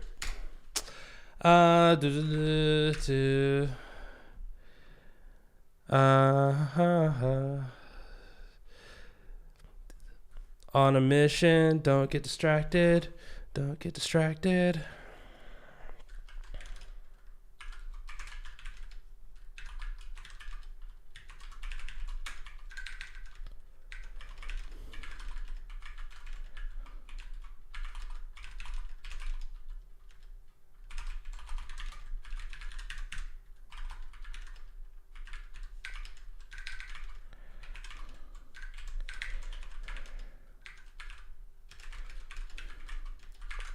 There we go. All right. Okay, cool. So now you're up to date. I was like, we got to do the thing. All the stuff, all the movement, pieces moving. Yeah, and the canceling of meetings was just, you could probably hear me coughing still. Health and other stuff is just an annoyance.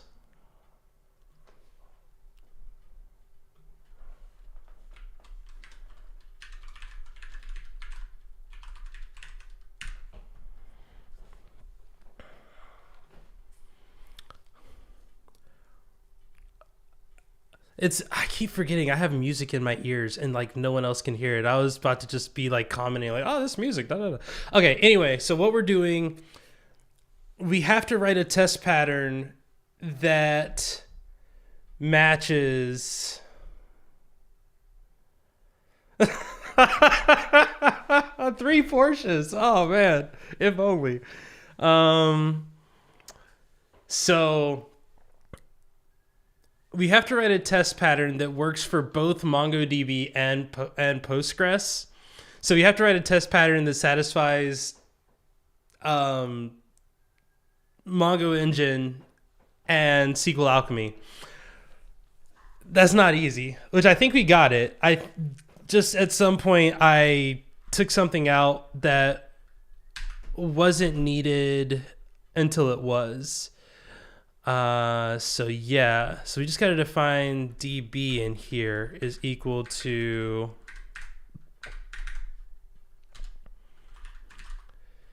oh Lord, what was that before?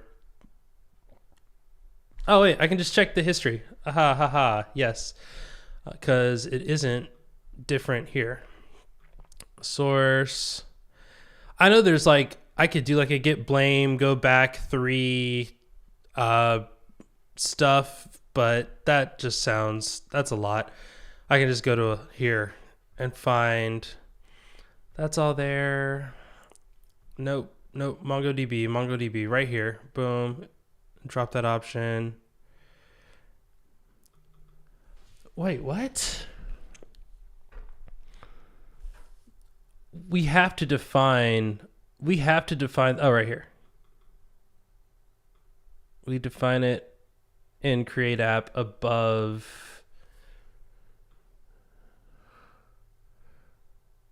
Where is that at? Below app flask, below the DB migrate, and then we do DB engine connect. Okay.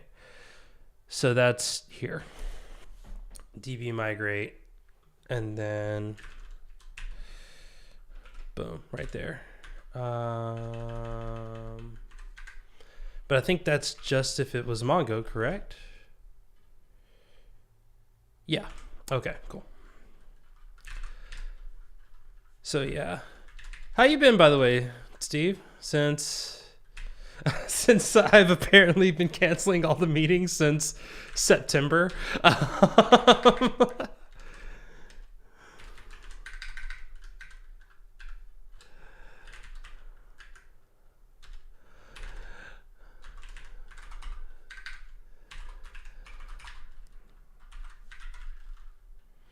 Didn't think it'd been that long. I honestly don't know. We moved, and I don't know if we've met since we moved, which was August. I hope we've met since we moved. And then I started going to the doctor to get everything checked up, make sure that I'm healthy, and turns out I wasn't. That tends to happen like that. I'm getting better. Okay, so you recognize the new room. Good. Sweet. All right.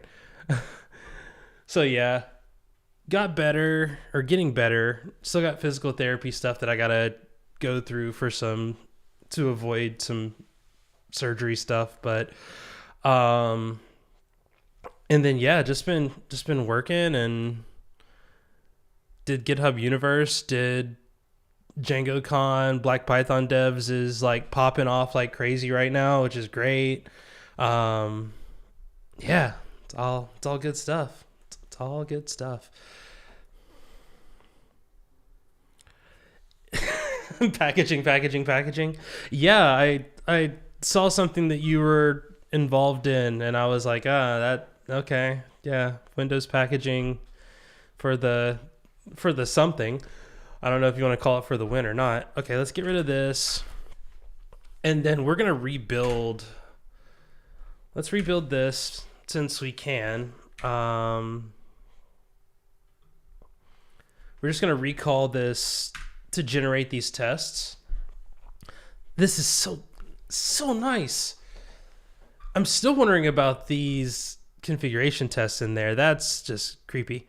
Simultaneously the cause and solution to millions of people's problems. Yeah, I mean, that's why they pay you the big bucks. I remember we had a guy in the military that was like that, where he was consistently breaking things. That was the only thing that was consistent, was that he was breaking things. But he was really good at solving the problem after he broke it. So it was kind of like this. It was almost like a development tax of like, okay, this person's going to take down the network for 3 minutes, but he's going to solve the problem and then bring the network back up with the original problem solved.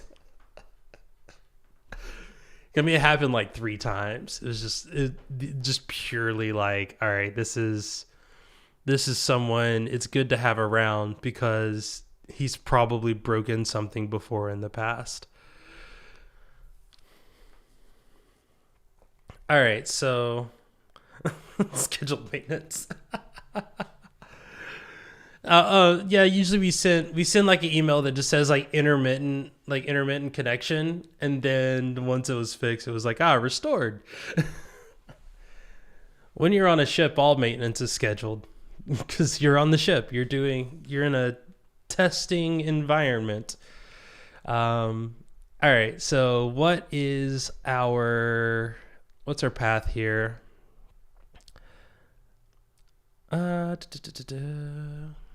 Update log. Log says our path is this one. Yep, that would be it. And then we want to just throw code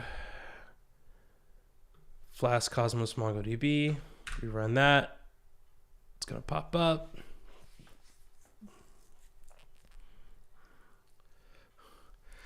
Okay, so this is our generated version. I want to find these reg files really quick. I'm pretty sure I know where they're going to be. Yep, dev container. That can get deleted. That reg file is perfectly fine. And then the other reg file, if I remember correctly, I thought it was that Docker file. Apparently it isn't. That's right. We can do open all files. Yeah, open multiple files. And we can just do the pattern star.reg, boom, test.yaml. Oh, that could be a problem. Oh, wait, no, that's fine. That's fine. Yeah, that's fine. Okay, so this can be deleted too. Cool. All right. And then now we just need to try to rebuild the dev container, see if rebuilding the dev container works.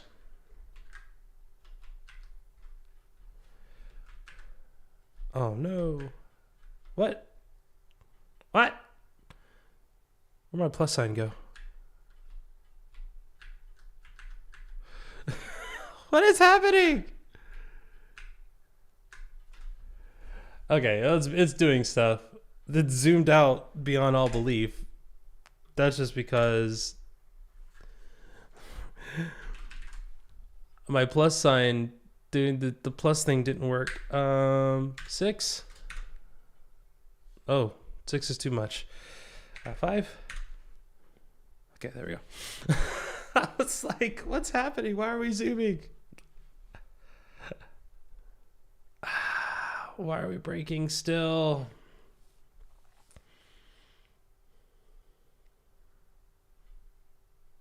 Did I not commit this? Nope.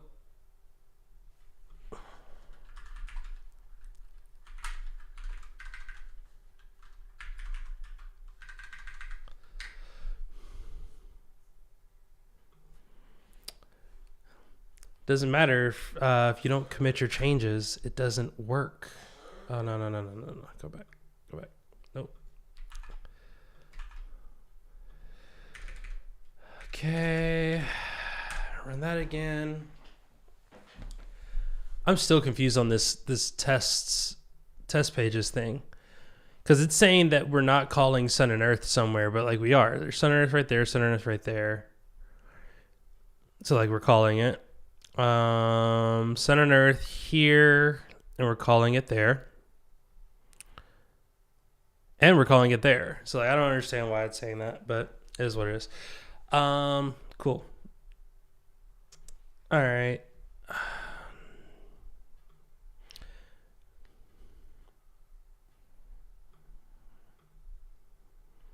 Which one are you now?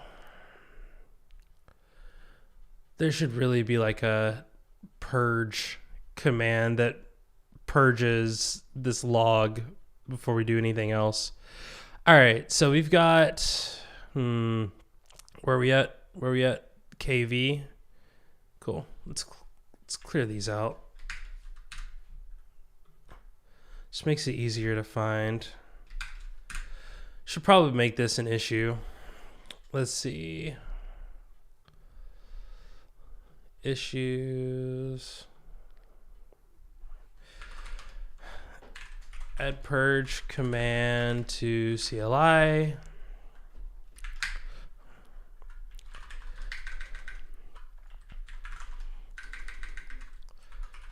Create a flag that will delete all previous builds.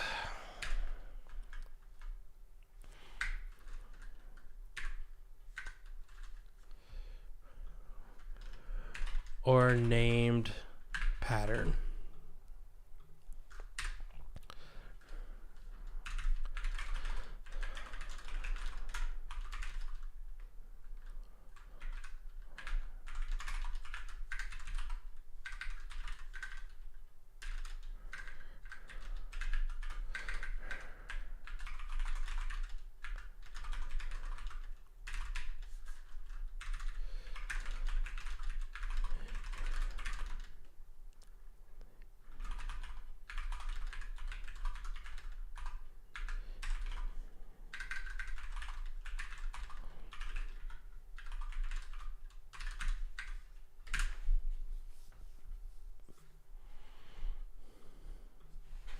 Okay.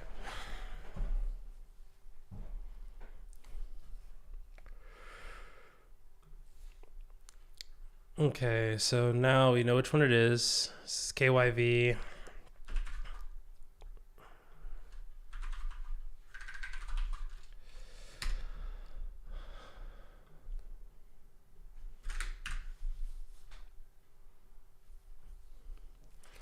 All right.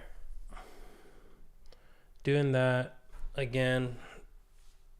We want it to rebuild the container because every time it reopens, it doesn't work.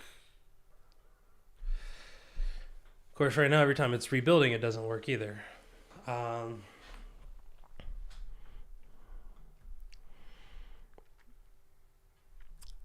right. If we go into this update info.py, we can let that keep doing its thing. We can go and look for this path.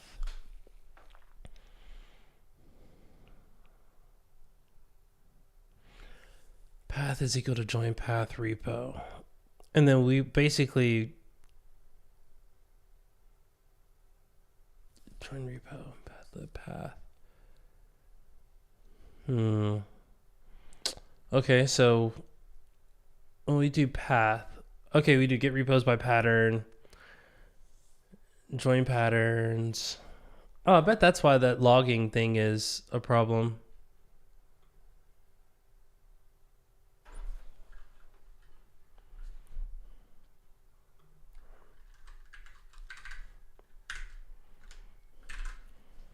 Okay, that fixes a small thing there. Path. Where are we defining path? Create base folder. Okay, so we could do in here. We could just change create base folder. Aha. Okay, so that fixed that. That fixed the database thing. So now database is seated. We're good. We can do Python-m pytest.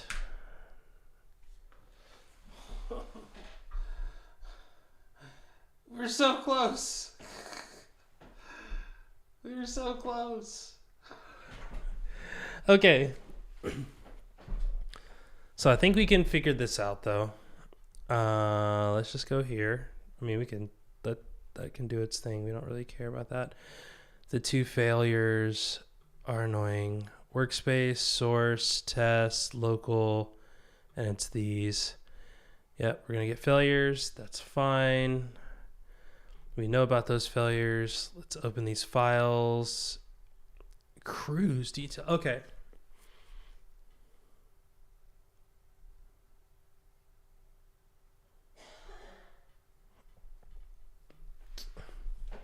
What's the problem? None.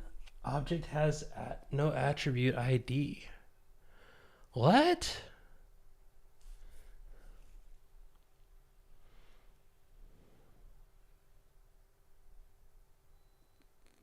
Oh, none type has no attribute. So it just couldn't find this value.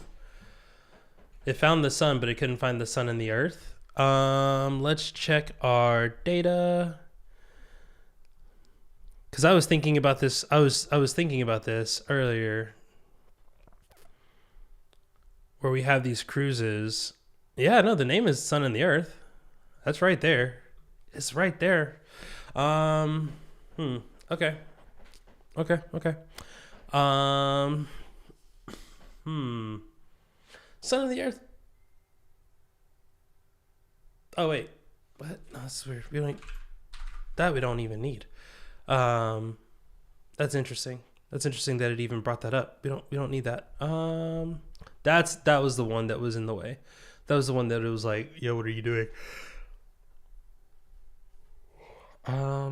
Cruise detail. No, not this one. This one. No, not that one.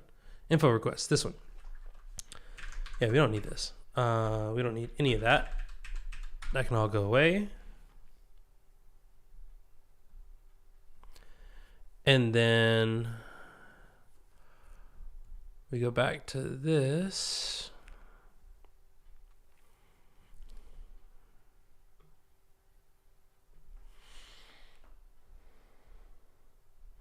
I mean, that's just going to fix that test by itself, right? What? No? Oh, well, yeah, I should probably.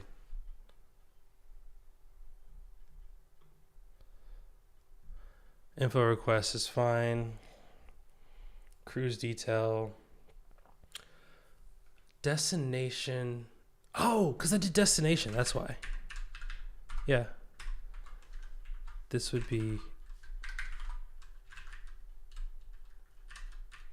cruise, and I'm betting this is the same problem. It is cruise. There we go. Okay, test of those again now. Whoa. Okay, bottom one didn't work.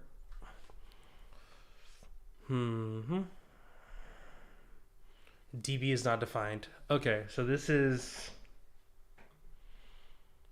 what? Oh yeah, that's right. Because for this DB, we replace this because we don't need to do all of that. We just need to get that first one. We don't need to call DB. Instead, we just need to do from. No, we don't need to do any of that. We just need to do not session. It's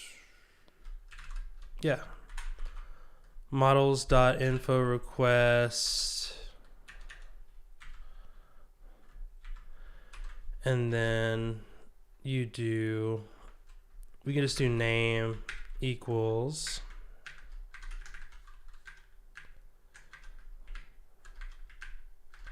why can't I not think of the actual command for it?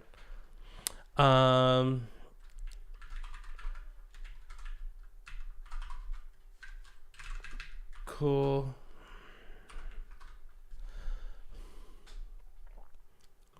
Run it again. Oh.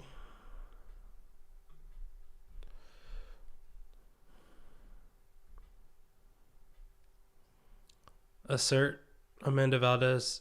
Oh my god. Yeah, I mean, if you can't type, you can't type. There ain't nothing wrong with that. I'm also confused on why it actually would have returned something, because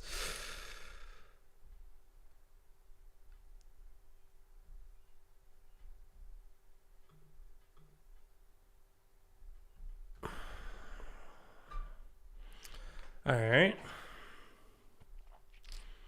Assertion error. Assert the email. Am I missing something? Oh, I didn't do the objects. That's what it was. Yeah, you gotta do the objects, otherwise it just starts trying to create its own new one. Damn. Type object needs an S. Needs an S. Needs an S on the end. Okay, really? Really now? This is what we're doing?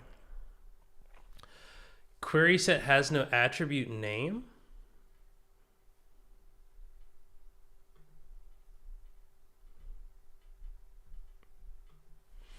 I'm just looking at this like models, crews, objects, name, and it's based off of the value of the name, which was that.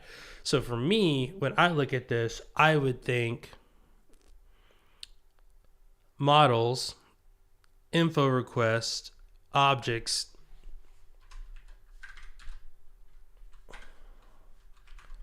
You got to specify the object to get the first object.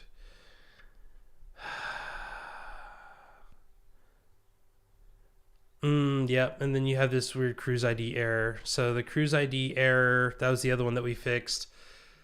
So the data here is cruise ID. That's true. This is just cruise.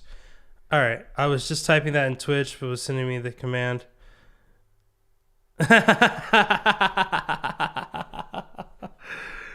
Yeah, Twitch. Turns out that commands start with dot as well. That's rough. By the way, I've been telling people this. I stream more regularly on YouTube than Twitch, but I'm testing out some software again that will allow me to stream on both again. So we'll play it by ear. YouTube is a little bit more friendly in that one I can actually keep my VODs, which is good when you need to go back to refer to something, which I don't do, but other people might. So that's good. All right. So cruise ID is just cruise. Boom. There we go. All right. So now fixing that in here, we have a few things that we got to change. We took that out. We send this request. Cruise ID is correct here. This is just cruise. And then,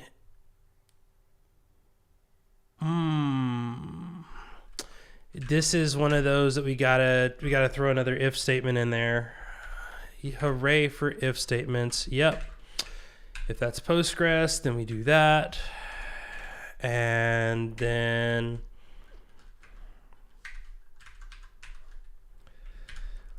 again, I think that there is a world where we can clean this up.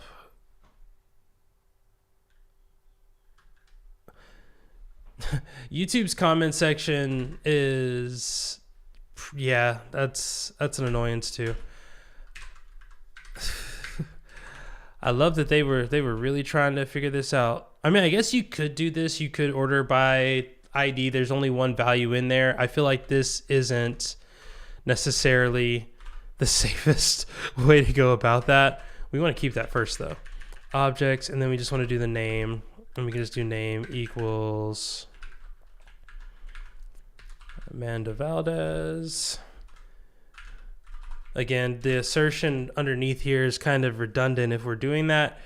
I mean, I guess you could do that. You could do like order by date created or something, but I don't know. That's because then you could just check the last one that went in, but there's no reason to test that. And again, with this whole thing, I feel like we could just do, we'll come back for that, because ultimately we're just trying to get MongoDB working. We're not trying to, we want to get MongoDB working, but we also want to make sure that we didn't break Postgres in the process. All right, so we can quit that. I am going to add this really quick just as another flag. It's an annoyance that it has to be another flag, but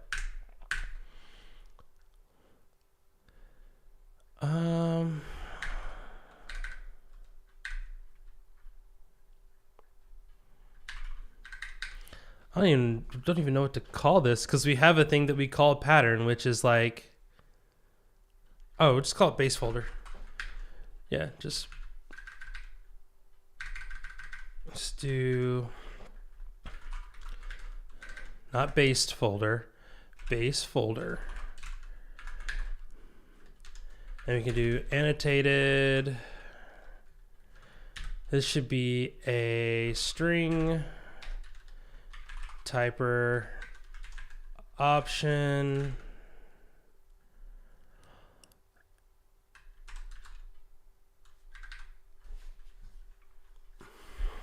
And then I feel like that option can be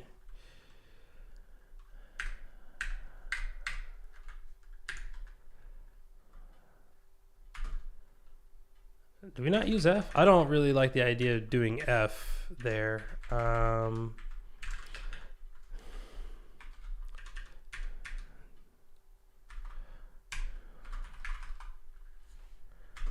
Yeah, just create a base folder like that.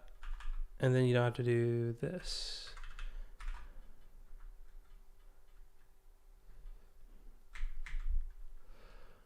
Where are we passing in? Yeah, let's just get rid of that. And then we go down here. This can be base folder.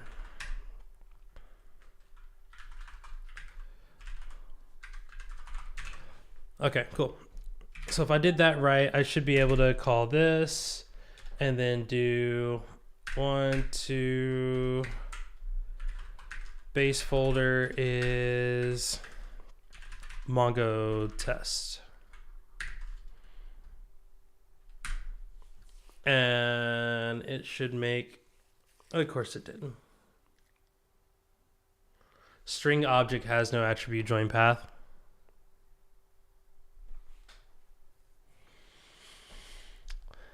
Is this returning a path? Yep. Yep, it is. It is.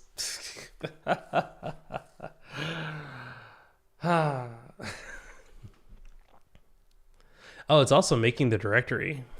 We should just do this. Base folder. And then we can say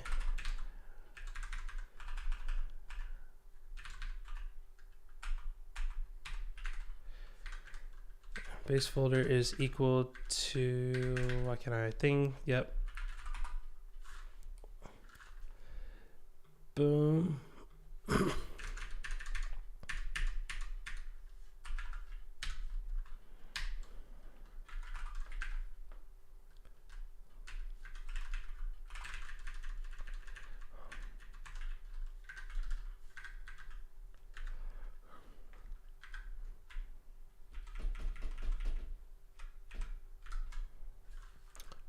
Really, keyboard? You're gonna do that to me? You gonna play me like that? All right. All right. So we got that base folder now, and that's just doing everything. So then we just do create base folder. So when we go down here, we don't have to do that. We can just say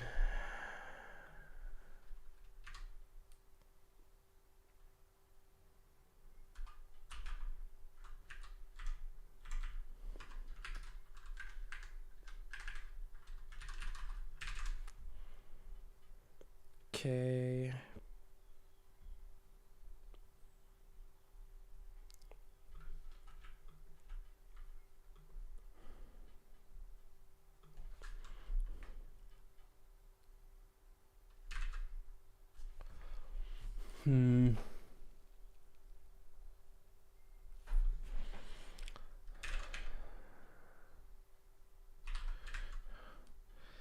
This is this is why we don't do stuff off the top of our heads, because we will get it wrong. If not base folder, then we can just do base folder is random. Yep.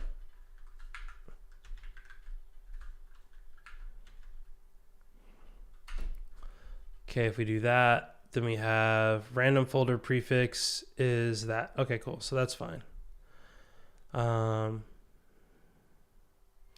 Because I don't want to, if we pass in none here, I don't want it to overwrite it, because then we run into some issues.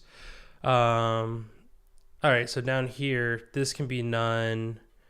This is create base folder or something like to that effect. Also, this should really be linted. Good Lord.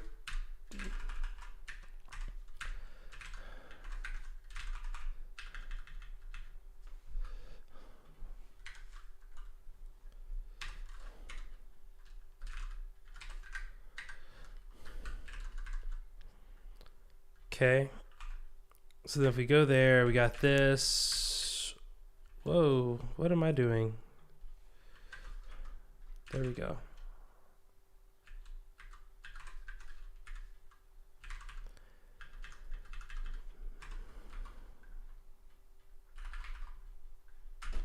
Create base folder, and then that goes, base folder goes in there.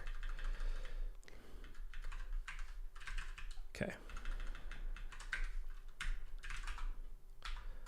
Again, the only reason I'm doing this is so that I can just custom name these folder paths. That way I know what I'm looking for. Cool. Sweet.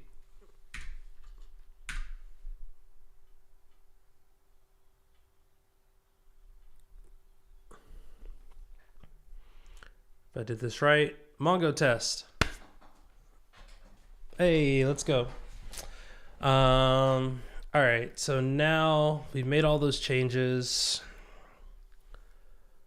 It's still picking up on something that was never used. I don't know what that is. That's wild. Okay, that's fine.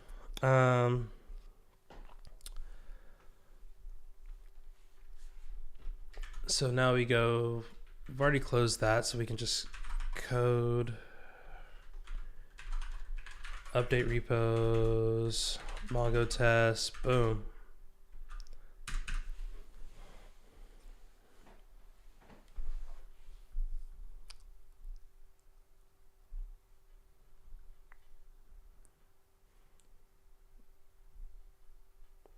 Okay.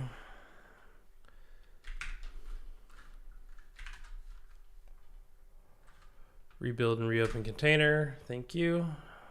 Get that going.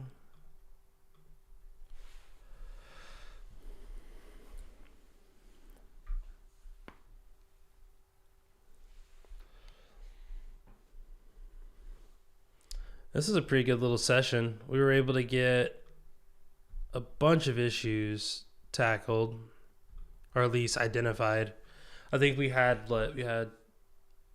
all of these added. So I like it. I dig it.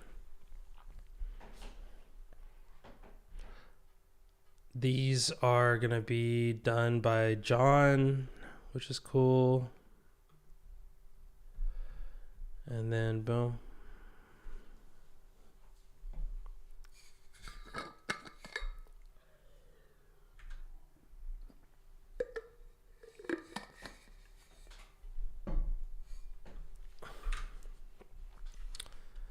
Okay, tests, configure tests, run tests. What's still failing? Oh, that's annoying. What is still failing? What did I not change? Oh. I forgot to change it to cruises. Dang it. Do this now. Do this now. That's probably also why we're getting those other errors.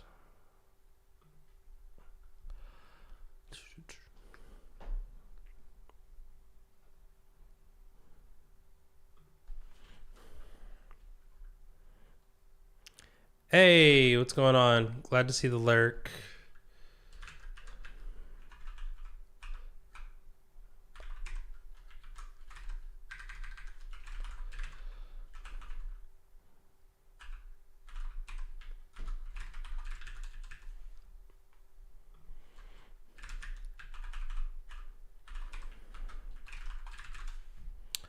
Okay.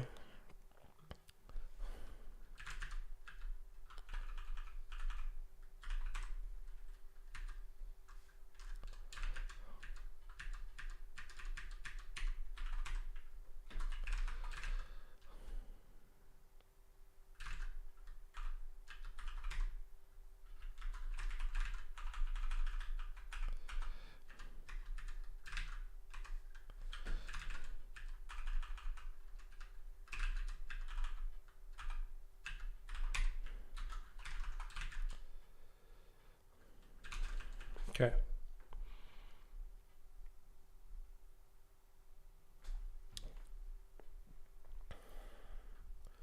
So is there a way to check and delete if it already exists in here? Update readme. Exist okay equals true. Oh.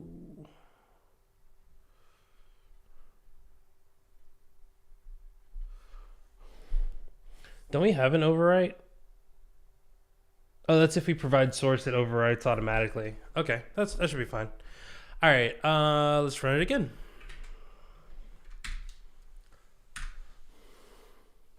Oh, not that. That doesn't do what I needed it to. Close that. Yep. Yep. Whoa. It already exists and is an empty directory. Okay, that's fine. That's fine. I can just...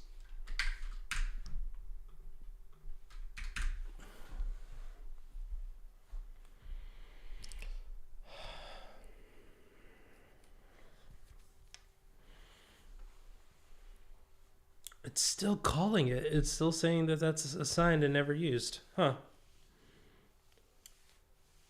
I don't know. Huh?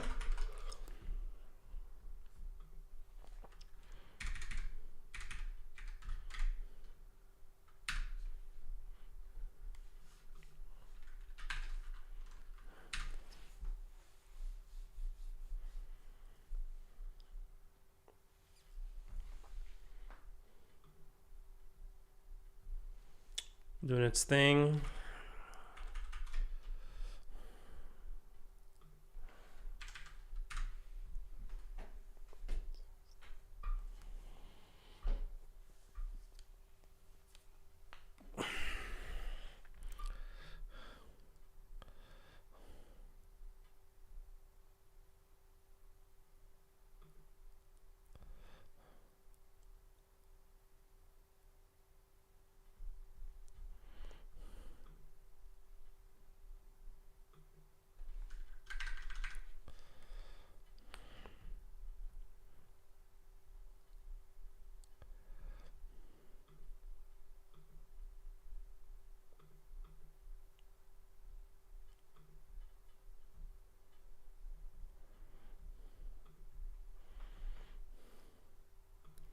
Okay, that's good. Go here. New tab, and then we're gonna do. Oh nope, don't even. Just test. Whoa, what?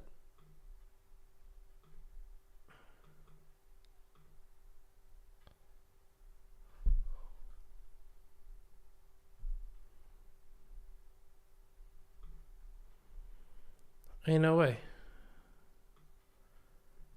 Ain't no way. Whoa, hold on. Oh, I keep forgetting to commit the changes. Okay. Commit that. Don't commit the other stuff. There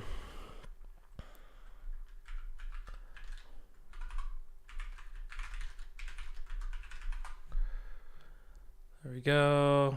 Push that.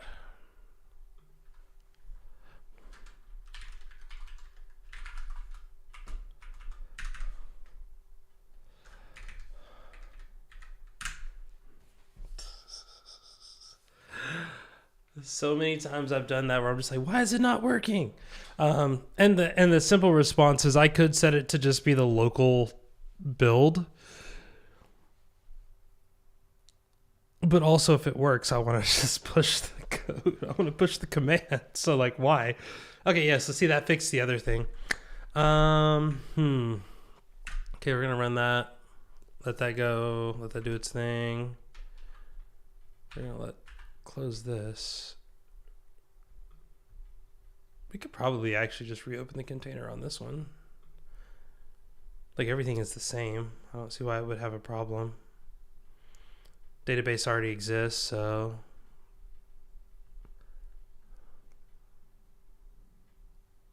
Oh, actually, maybe not, because, yeah. Uh, Winding down. Good Lord. Been streaming for what? 2.5 hours?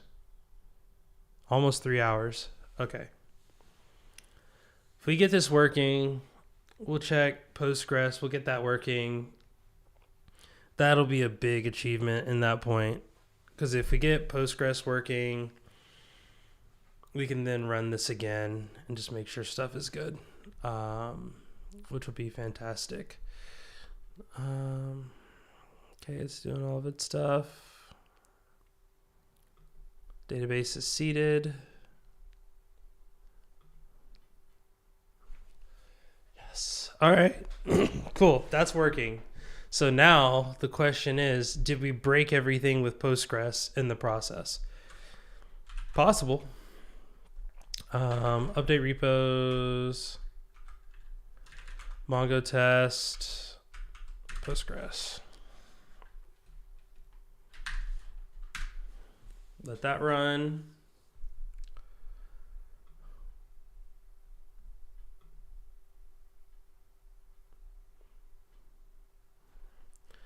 Do I not have Peacock installed?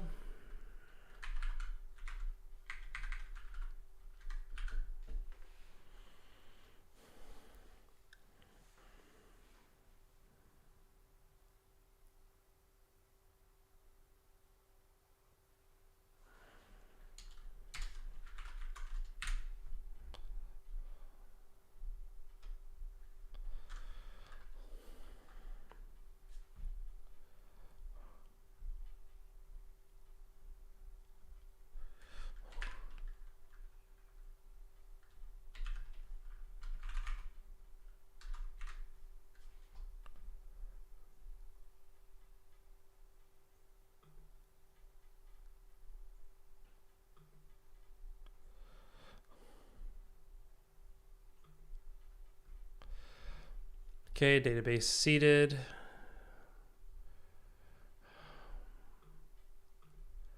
The only thing that would have broken is this, right?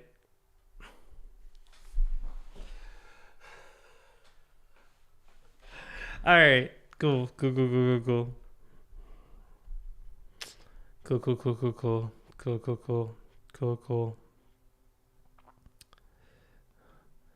All right, so if we got this, test destination detail, test cruise detail, test info. Okay, so these were the actual database calls. These were the things that I manually updated those points to say something different. So it would make sense that they're now broken.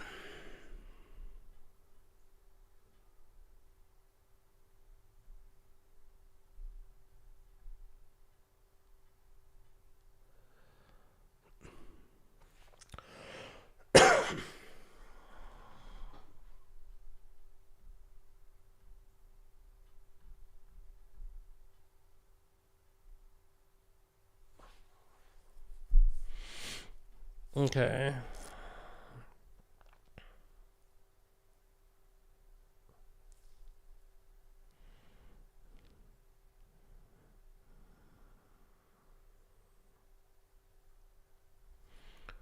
So for this, we need...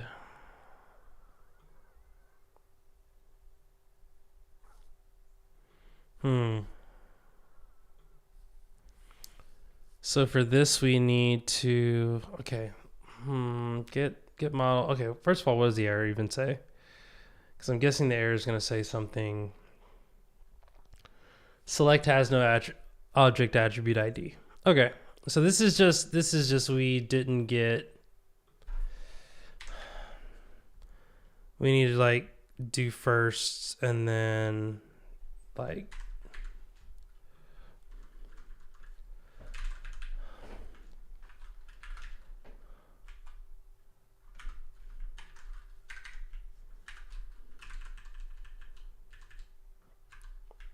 I'm guessing that both of these are just first. And I'm wondering if that's where like the scalar stuff kicks in, but oh.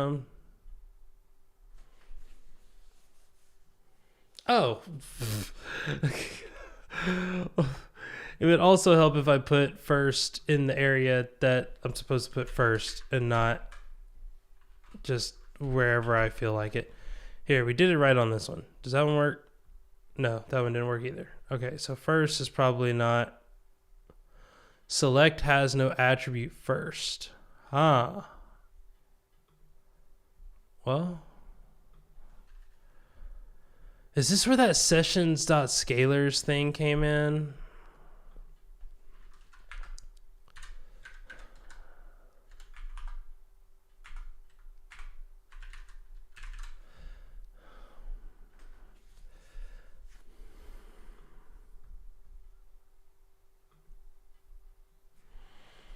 All right, hold on.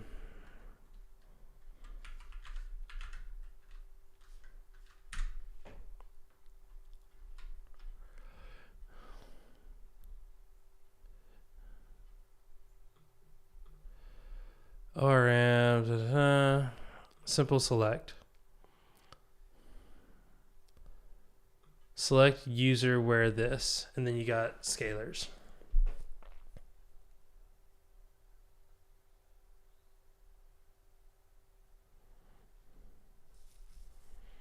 Select user where user.name is in this, and then you do for user in user scalars. What? I really just want like a get. Like I just want like a simple get. ORM query get. Oh, that's in the legacy one though, right? Deprecated. Don't do this. Consider legacy. Session.get. Session.get, and then the entity user, entity bind key. So you're telling me I can't do.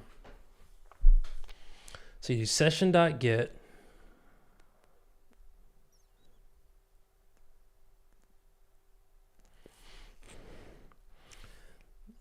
The dictionary form include should be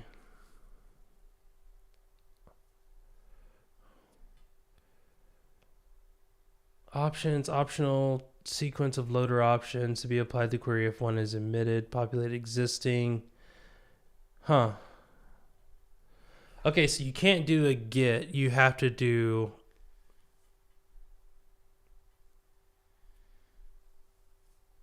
like I want to like get one. Session, get one. Boom. Session, get one. Nice, John. Thanks.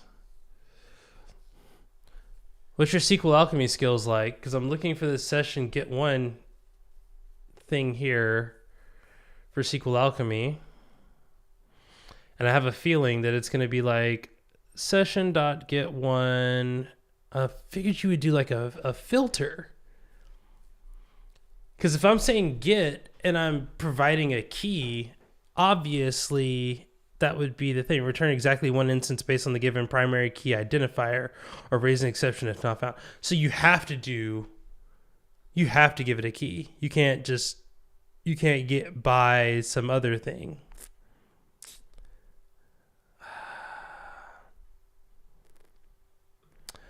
The frustration part of this is that it's, wait, what? All right, so I'm looking at this and I did this model. This model is not correct. Wait, what? Is that model correct? 1 second. Test local. No. Something's broken in here. Oh, well, that's not it. I mean, that's fine.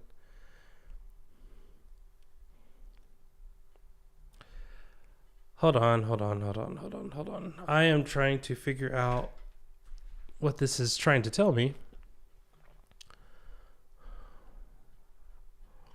Yeah, I know something is breaking discovery.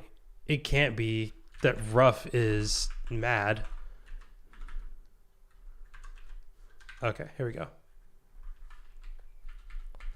Apparently it was.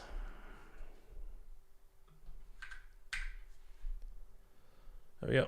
All right, so here's what I had before. I had this like select, and I'm guessing it's because we're not in the actual DB.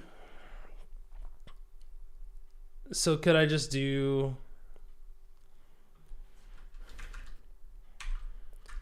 DB select models? That?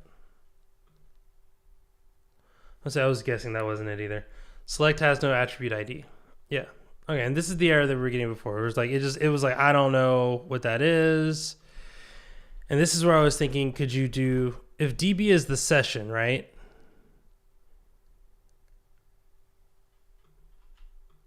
If you look at DB, DB is this, and that's where I was thinking, like if we did like DB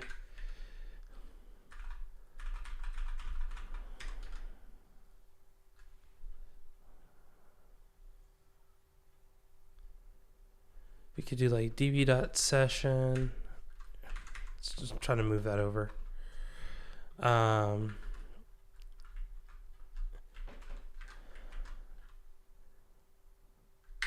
Yeah, DB session. And this is what I was thinking, if you just get, but then do like get one. Yeah, see, that's what I'm saying. Like that's, it's one of those things is just frustrating. And that like, yes, I get that could do it. I'm just really upset that like, that's the way to do it. Like DB session, like I want to get one record and I have to do all of these things for that one record. Like destination, then I got to filter.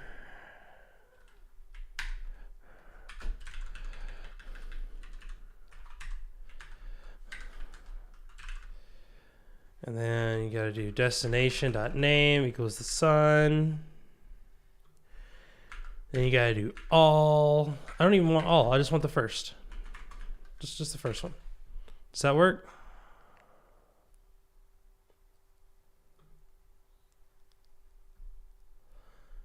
Destination is not defined. Oh, and you got to do models.destination. That's why.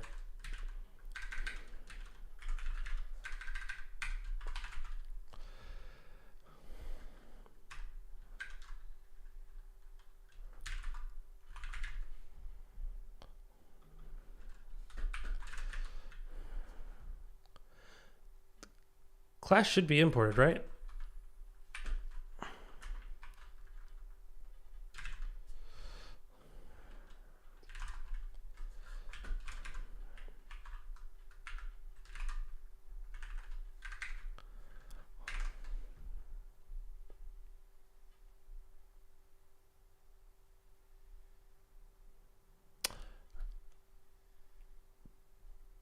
Whoa, something got deleted. I was like, wait, hold on. I was like, something is terribly wrong. One. There we go. Boom.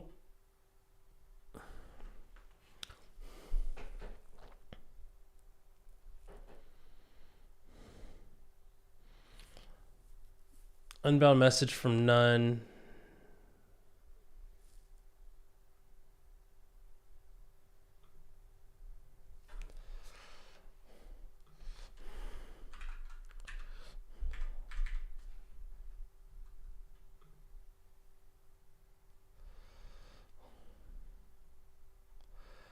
Okay, still broken on this. Oh, would help if I spelled filter right.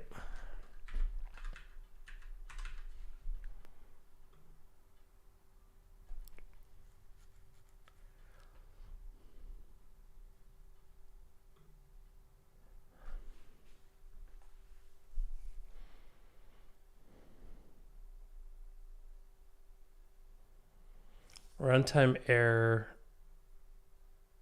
You're working outside the application context.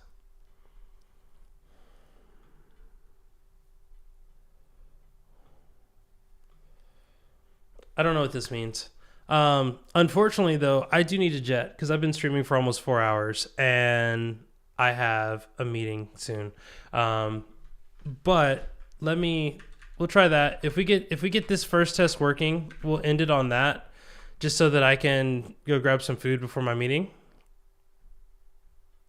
And then we'll jump back into it. Again, it's still that same context issue. It's just saying that, like, this typically means you attempted to use functionality that needed the current application to solve this, set up the application context with app.app context. What? And I wonder if that's what this was doing down here with app with DB app context. Boom, that. That's just wild because we were not doing that before. Okay, so what was this before? We had, because this test was working before. I am working on this updates test Mongo branch. Fam,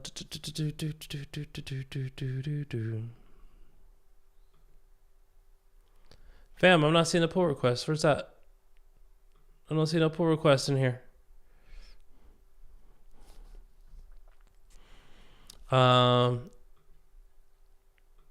Source, Flask, test pages. Oh, that's right, because we were hard coding these before, which was why we were trying to fix it. We're trying to make it so that we don't hard code it anymore. I mean, I guess we could just do app with DB. We could just, but I mean, the app was already with the DB. That does a lot.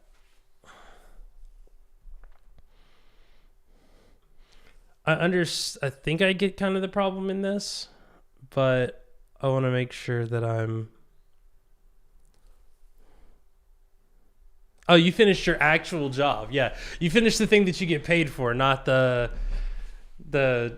contributing to my hot mess of code, which is fine. Totally okay with it. And this is where I was wondering, like,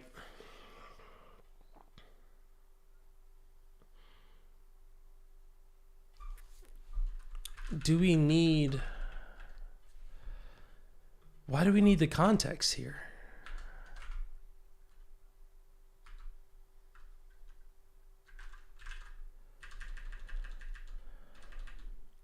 And this is where I was thinking, like, it would be nice if you could just do, like, something straight from the model, where you just do, like, model.destination, like, get stuff. But that doesn't seem to work. All right, so you were saying, so DB session is frustrated. It doesn't like DB session. DB session only works with this one down here, with this context, because then we can do DB session query inside the thing.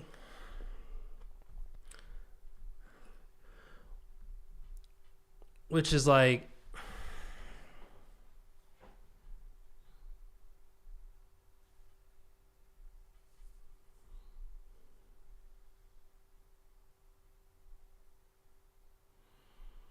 but I need to define it in the class.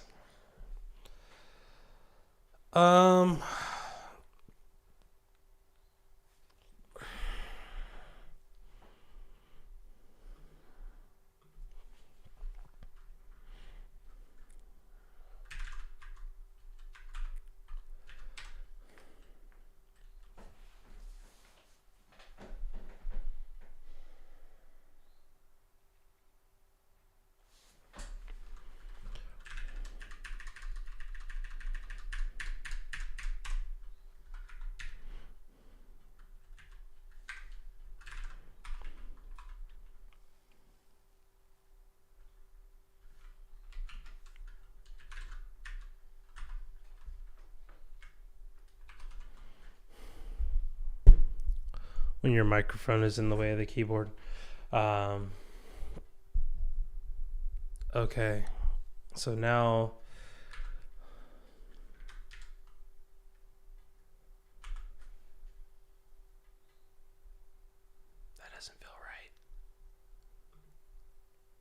Yeah.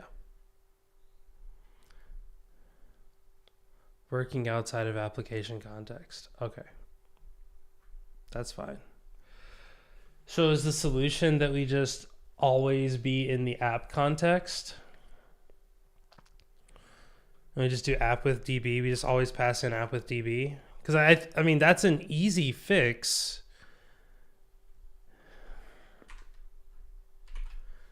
You can just do that. And then we just need to do the with statement here.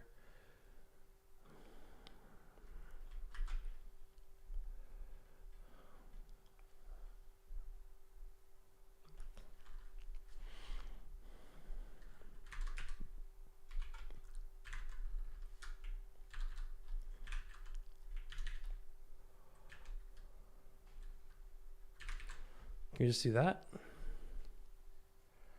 Okay. I mean, that works. So then now the question is, can we do the same thing in the MongoDB test?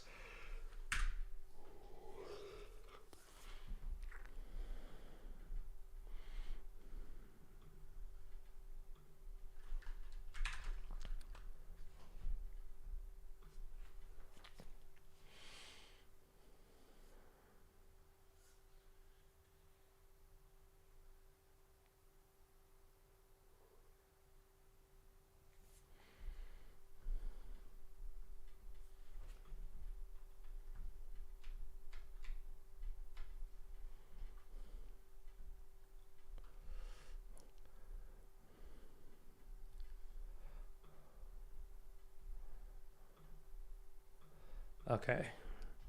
So now let's go into this test. And I think the thing that's frustrating though is that we don't have to do it with MongoDB. And that's where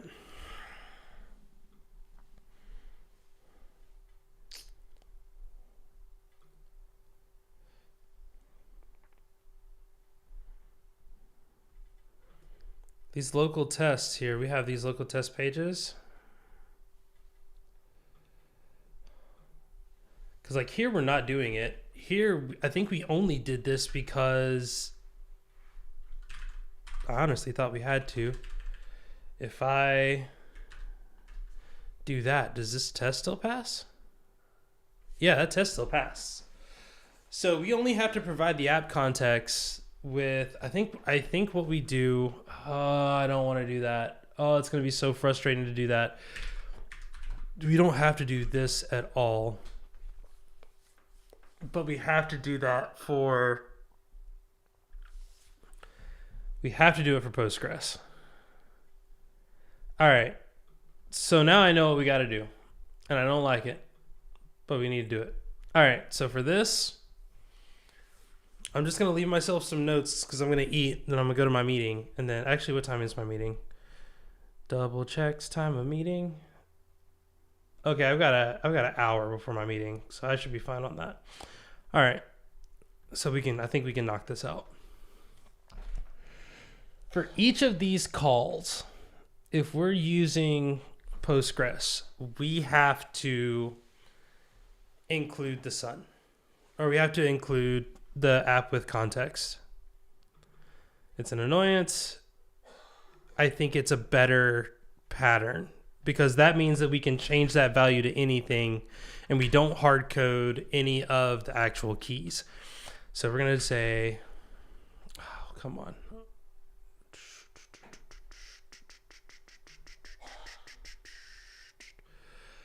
Okay.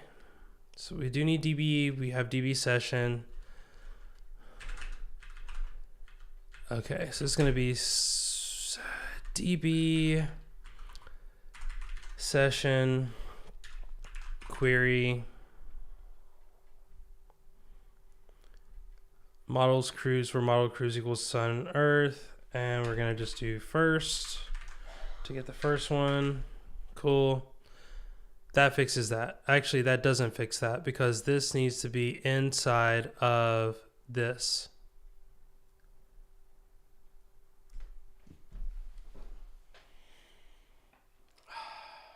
All right. That's fine though, because we can make this work.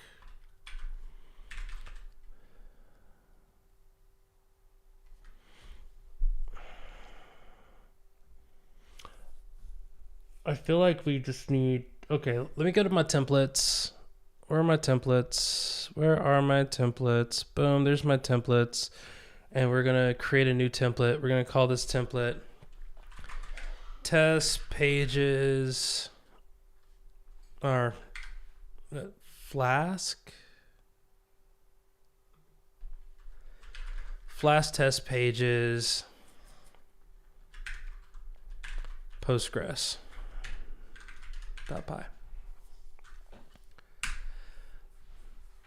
And then what we're going to do is we're going to take the tests from there and we're just going to import them. That means we can do all of the stuff that we needed to do and make it specific to the client that we're using. I hate doing that because then it winds up, it just makes it harder for other people to use because then they got to know that development stuff is there. But to me, it's going to be the cleanest way to get this written. And in all honesty, I feel like we could just update test pages as a function. We could just make this whole thing. Yeah. Do we just make the whole thing? Is that just better? I think that's just better. I think we do that. Then here we do the same thing.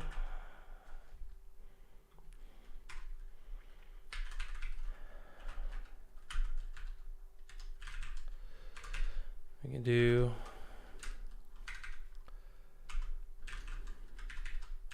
with appdb. So if you're wondering what I'm rambling about, effectively what we're going to do is we're going to make sure these tests pass. We're going to copy this code into a template, and then we're going to just import that template at test pages based on the value. That way we know at the end of the day, if it's Flask, do this. If it's MongoDB, do this. If it's Postgres, do this. And yeah, it means that we're duplicating code. It means that we got to update it in two places, but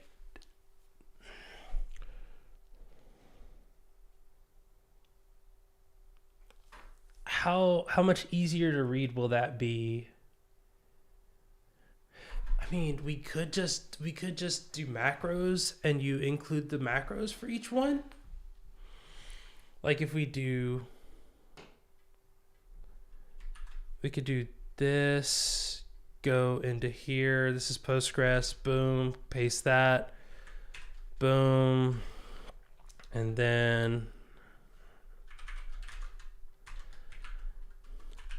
macro test destination detail,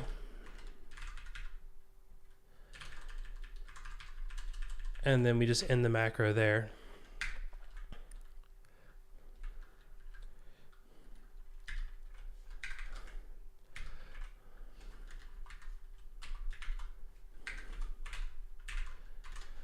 And then for this, because my concern is we're doing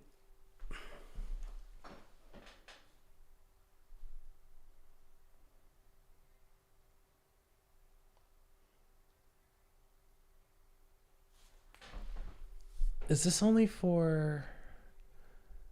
test pages only for Flask? Is there like a different test pages?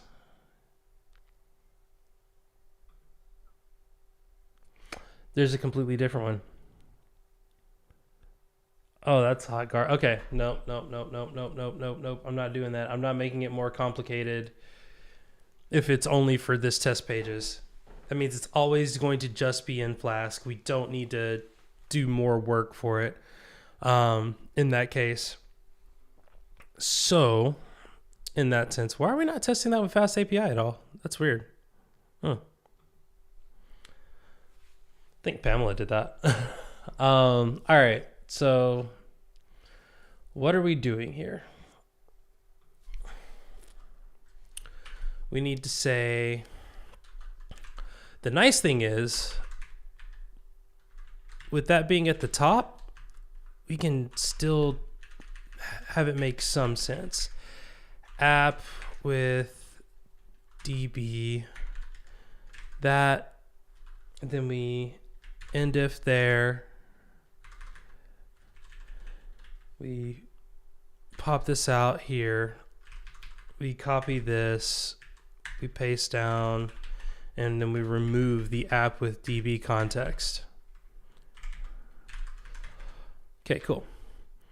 And then we can say with app with DB, app context. And then we can do select, boom, like that. That's not going to be that. That's going to be DB query, DB session query.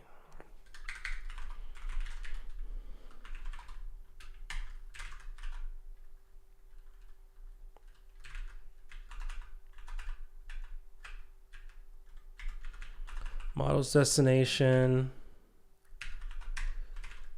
filter, that, all that, and first. Cool. And that's all we got to do there. And then this part doesn't change. We do want to move that end if right there. Because then things just keep moving the way that they should.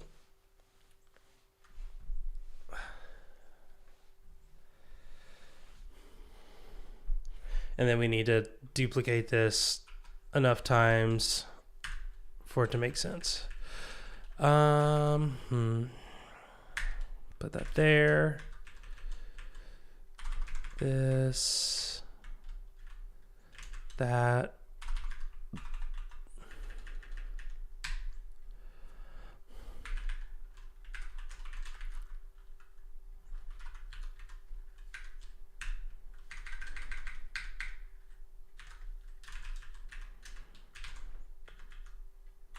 And then we just need to change this to cruise. Whoa, what did I just do? That's when I accidentally tap 8 because I'm typing fast, trying to type faster. And by doing that, it messes me up.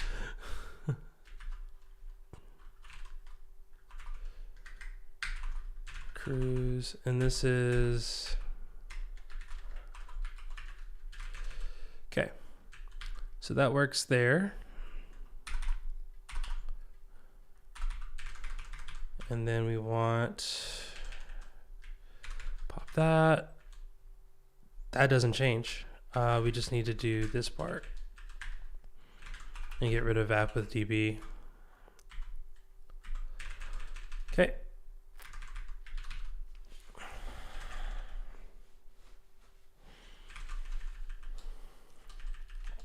Info request we don't do anything with, and then we only do it here. And then we do the exact same thing that we did before, where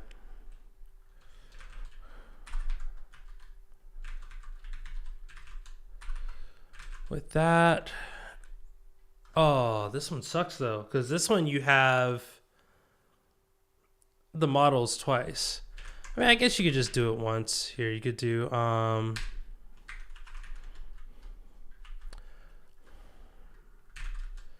you do it here, and then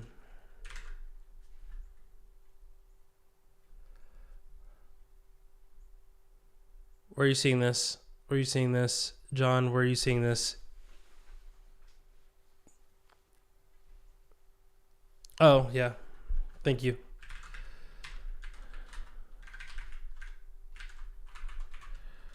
Okay, and then that's the same there.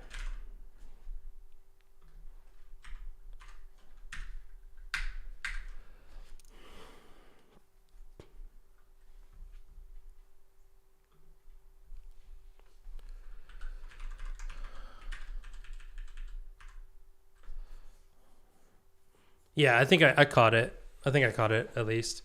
We're gonna find out.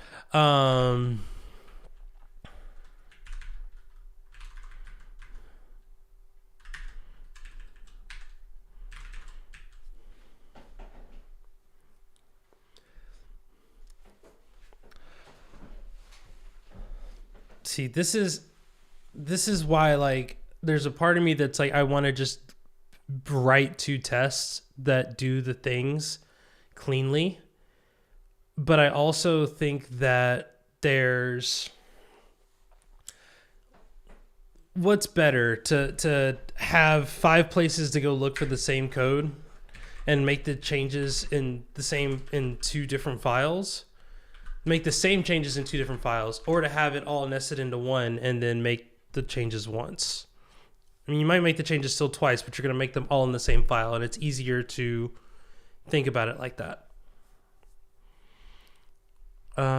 Okay, so we got this. We need to do that with, again, yeah, boom. We can do that. Load that up. That's cool. Oh, no. We don't need to do that, because that's just, yeah, we don't need to do that with this one. Go there. We don't need the app with DB client. Get rid of that completely. Can you have a file for SQL DBs and one for NoSQL? And see, that's what we were talking about. This test file is only for Flask. And then the conversation is, do you write tests for... Do you have the same tests for just... Because you're testing the same context. But do you just write the test 2 times and then make sure that anytime you have to make a change, you make the changes twice? Because right now, if we said we only want to change test pages, we're doing it like this. If we're saying we have 2 test files, we have test pages Postgres and test pages MongoDB, we then have to write code that tells it to do those things. And that's where what I was thinking is you do like an in between there. You say inside of templates, not those templates, inside of templates out here, you have Flask test pages Postgres. We're not even going to do this. We're going to just boom, boom. And we're going to copy, we're going to get this all passing. Does this work now? Does not work. Why did it not work? I'm guessing because we still called it sun. Nope. Sun and earth equals sun and earth first ID. Okay, why did that not work? Select has no attribute first. Oh yeah, because we're still doing the old way. DB session query where boom, test that. Boom, that's working now. This we do the exact same thing. Sorry. I will finish my thought process the second this is done, because it'll be done. DB session query that. Boom, boom, there's that. Run this test. DB session query didn't work. Query has no attribute ID. Yeah.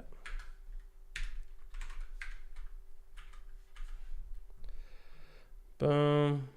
Okay.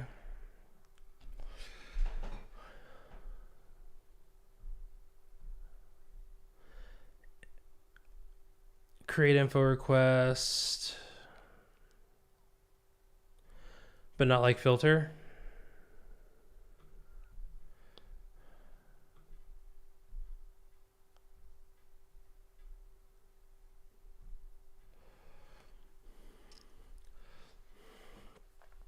Hold on, it's saying that it can't find, it didn't like this, pulling this ID, right? Is that what it's saying?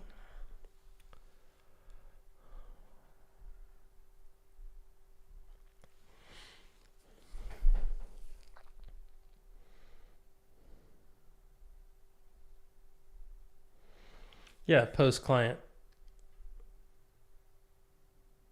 It's saying response post. Why does the actual response need to be within the app context as well? I mean,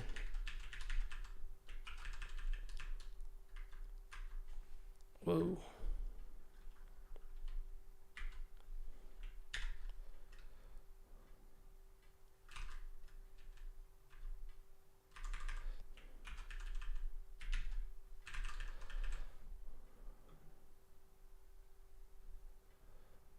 Yeah, it's still not liking the post.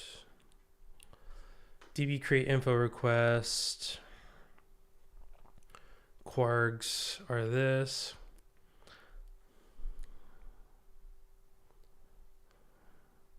Type error?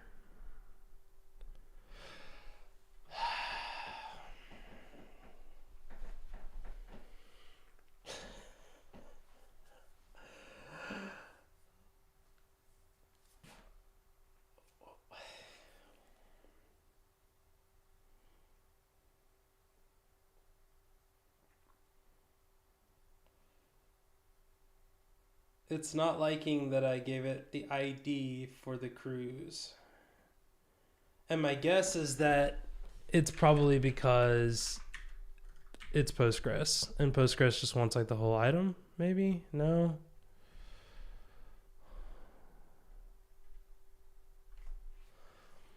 That's the same issue.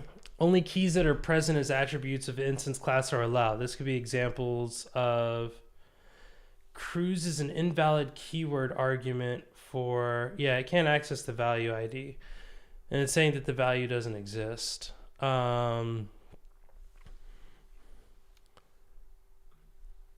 Models, because it's like this. It's this cruise ID here. Foreign key cruise ID.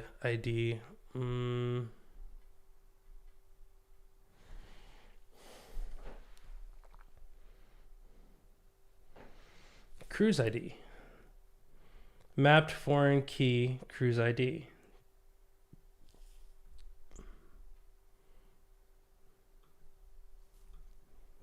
Unless I'm reading that wrong.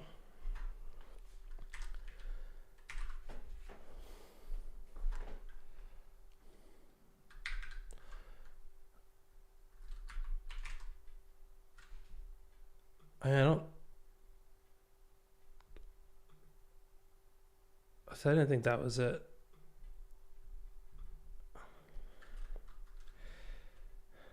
Just type the correct column name.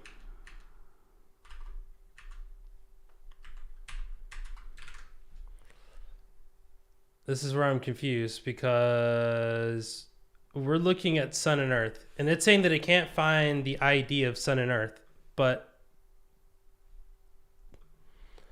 it literally found the ID up here earlier.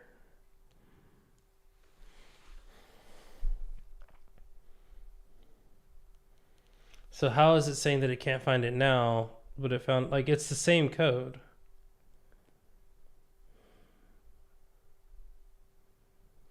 This makes me think that it has nothing to do with this. It's the pages.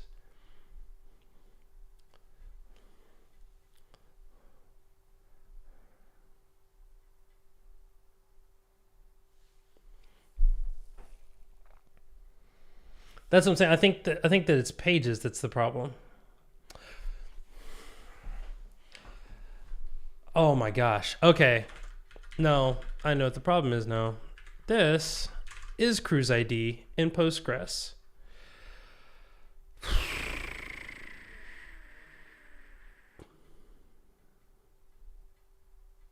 No?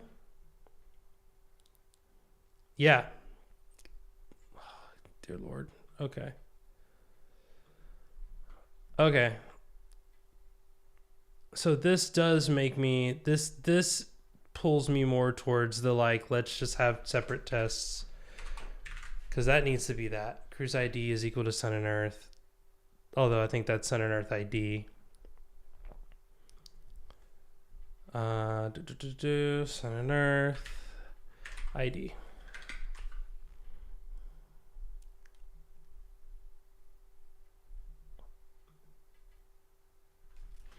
Okay, what are we complaining about now? Center and earth ID. It doesn't like that. Attribute names, ID, load scalar,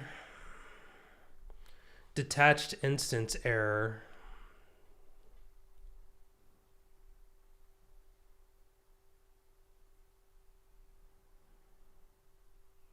Is it because this isn't all within the same context? I mean, we can make that happen. It's a relatively easy fix.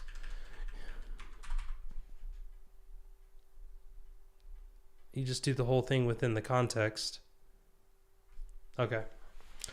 Okay, so now that we know that this works, we just copy this. We go into here, we paste it here. This is all just code. It's just all just the code. And then we go into test pages. We delete everything and we say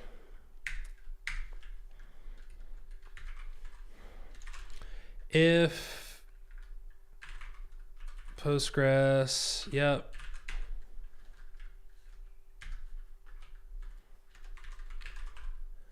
include, and then you call that template path.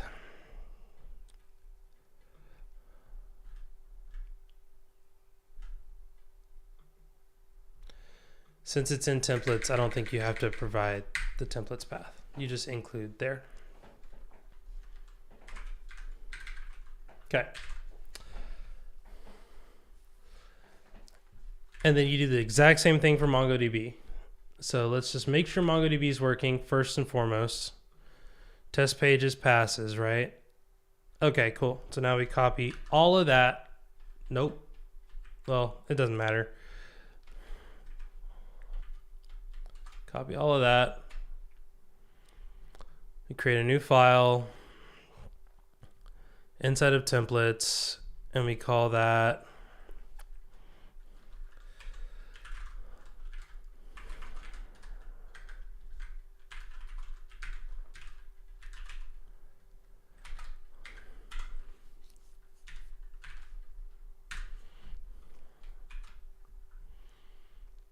and then we go back to test pages.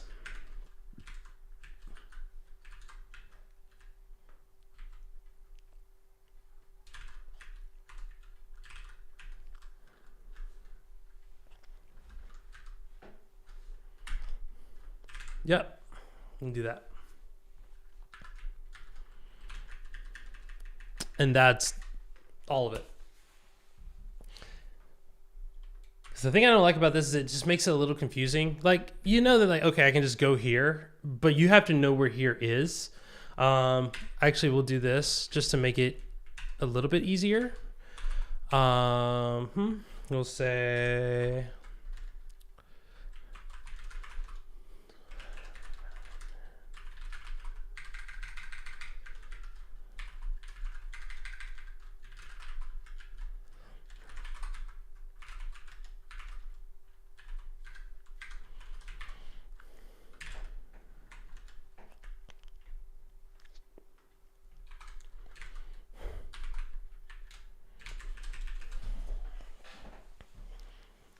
throw that comment in there. All right. So now let's add these, move test to their own file, push that, go here, rm-rf, update repos.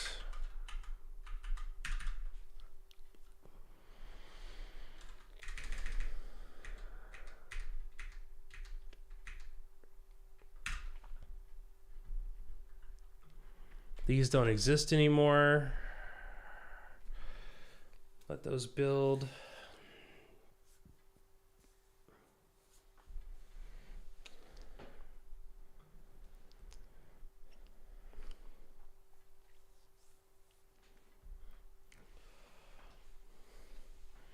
Yeah, John. At the end of the day, I think this is fine. Like I said, for me, it's more of just in that moment where I'm like, oh, hey, we're not using, or we changed some route, or we added some test. Now, instead of having one place to add that test, I have two.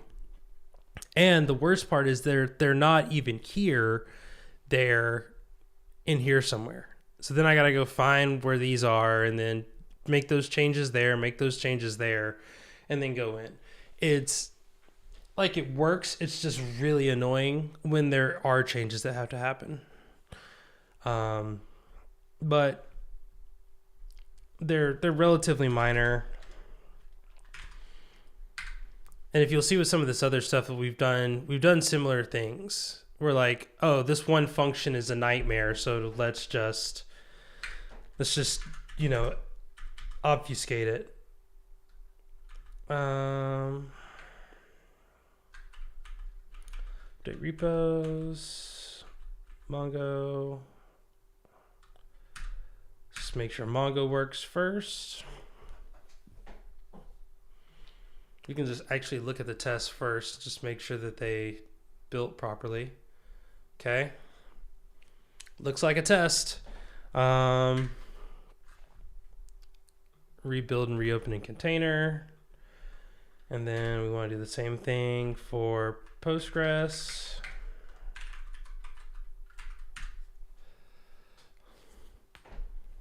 We're going to do the same thing here. Why'd you not rebuild and reopen in container? Oh, now it is. Okay, cool. So that's doing that thing. Here, we'll go boom. We'll go boom. Rebuild and reopen in container.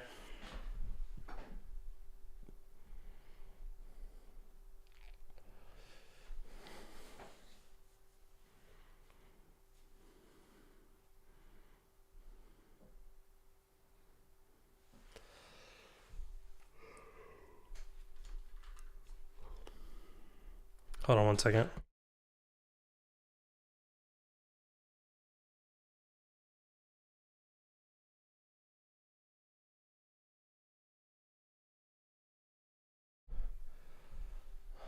Yeah, no, Rough gets mad. Rough does rough things.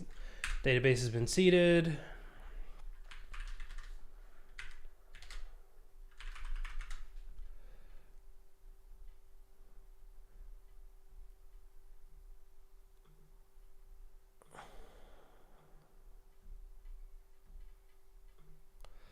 That's fine. Database seeded. Cool, cool.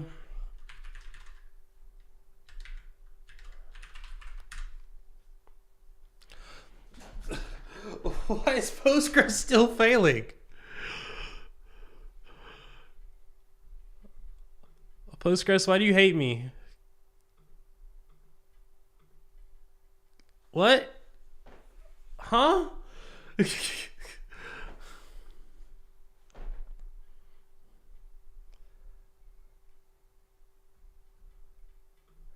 Did I mess something up? I had to have messed something up in this.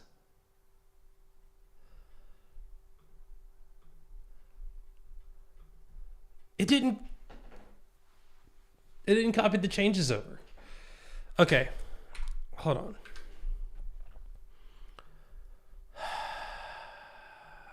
Postgres with appdb context.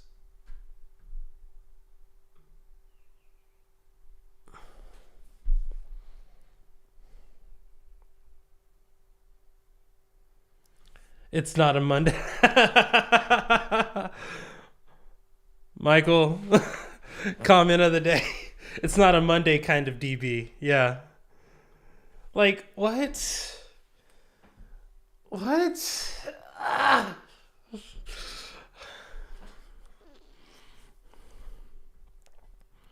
So accurate. So accurate. It's not a Monday kind of DB. Facts. I'm just looking at this and I'm like, I'm like looking at the update and that looks right, which would tell me, is it something here? If Postgres is in cookie cutter DB resource source Flask test pages postgres.py. That looks right. That looks right. So then when we come to here and we go to test pages and we go to our test destination detail, why is this not equal to this?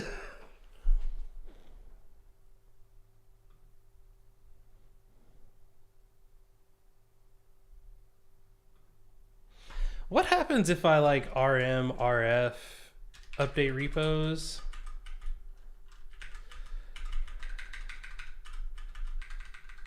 Oh, this is the wrong one. Orange. There we go. What happens if I don't go to keymap? Please don't flash anything right now. We do not need to reset anything. RMRF. What happens if I just do update repos like that, and then I just regenerate on the fly? Because it's gonna copy it to the same folder, and the databases aren't a part of the folder. So like it should disappear and reappear, right?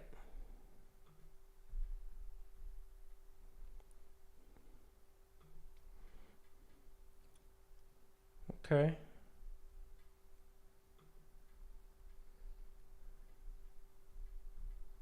It did not. It did not like that. Not one bit. Okay. That's fine. That's fine. We come here. Code. Update repos. Mongo tests. Postgres ACA.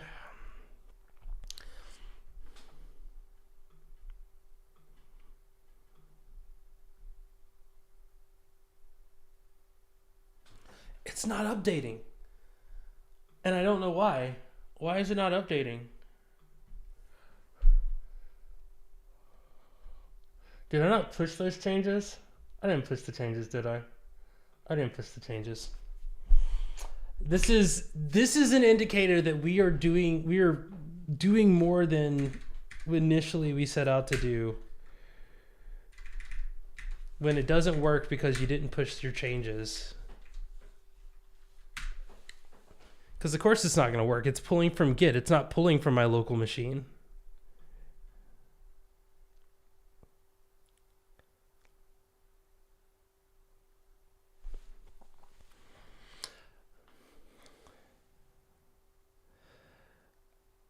Hold on. You open the MongoDB. Whoa.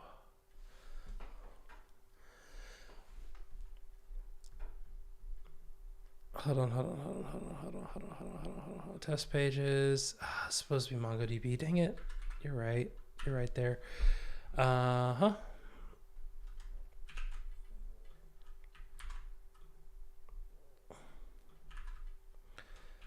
John, I don't understand the question.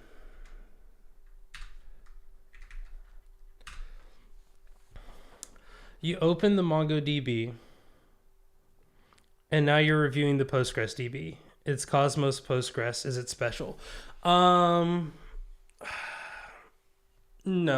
it's not.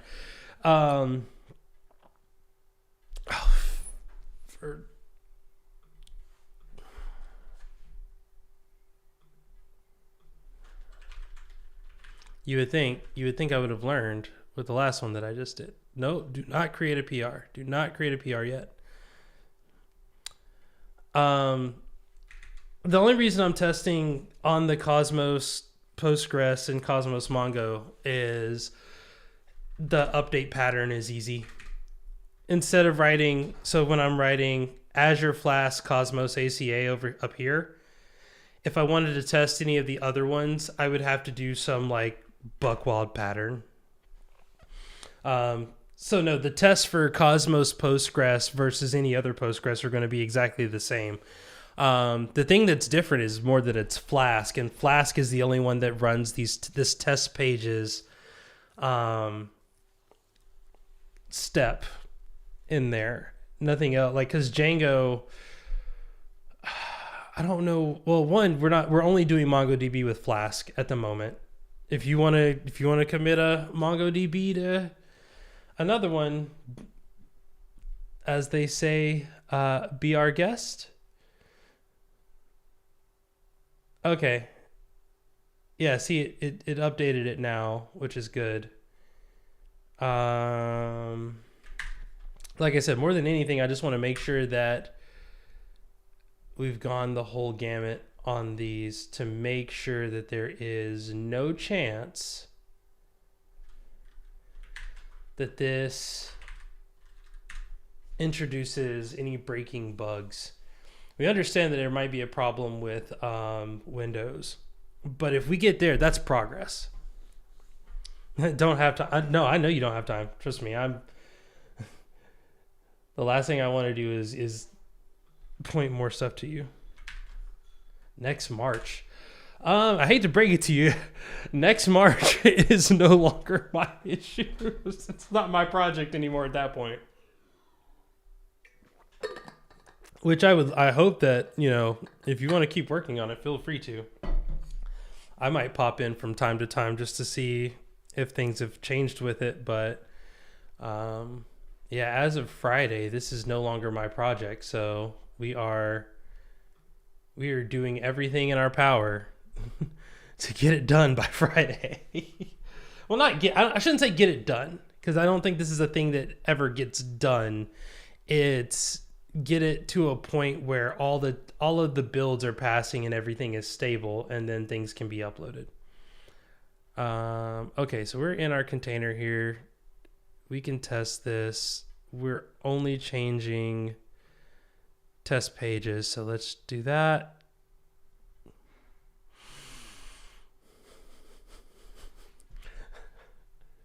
Why is this not working? Cruise ID, sunandearth.id. It's that same response post. It's that same response post issue. We fixed it before. What was the fix? Cruise. Oh yeah. Okay. Yeah. Test pages, Postgres. Cruise ID is here. Cruise ID is Earth ID. What?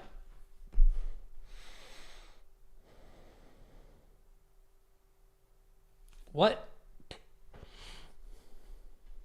This makes no sense.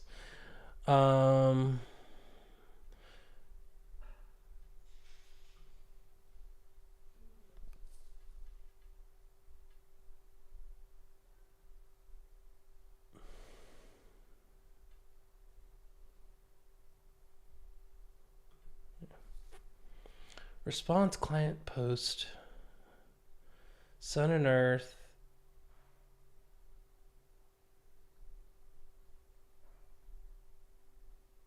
What was the issue? So this is the thing that we got I got confused on last time. Cruise is not a value keyword argument for info request. I'm sorry. Where does it say cruise? Oh, the source. Ah, shoot.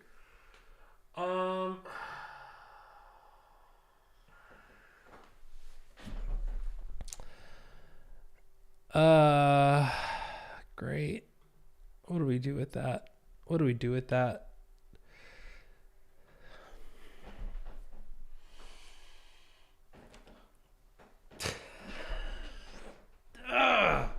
This is annoying. Okay, so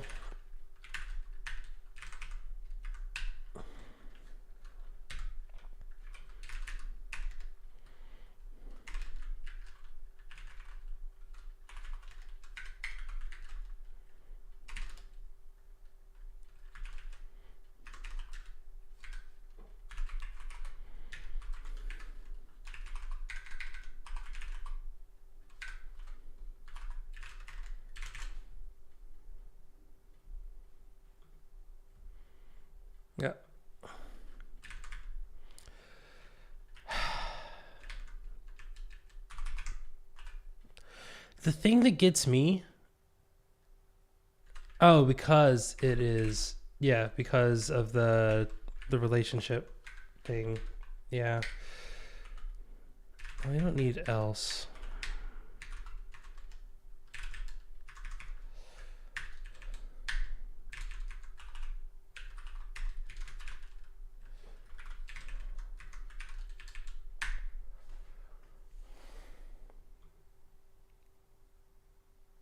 Why don't I just modify the models to make them consistent? You know, I could. The problem is the foundational reasoning of writing this, which is when you're writing, we want the samples as they're generated to look independent from one another. So that regardless of when you are using these samples, you don't have to know where they came from to understand why things were named a certain way. Otherwise, again, we could throw that app context in there and just say, hey, with this app context, do some stuff and we're straight. Like, it works, but it doesn't do anything. So we're setting like a best practice, including our naming. And because of MongoDB, when you're inside of Postgres, like Postgres model is cruise ID and it's this foreign key and like that whole thing, which is cool. When you're in the other one and you're in the model,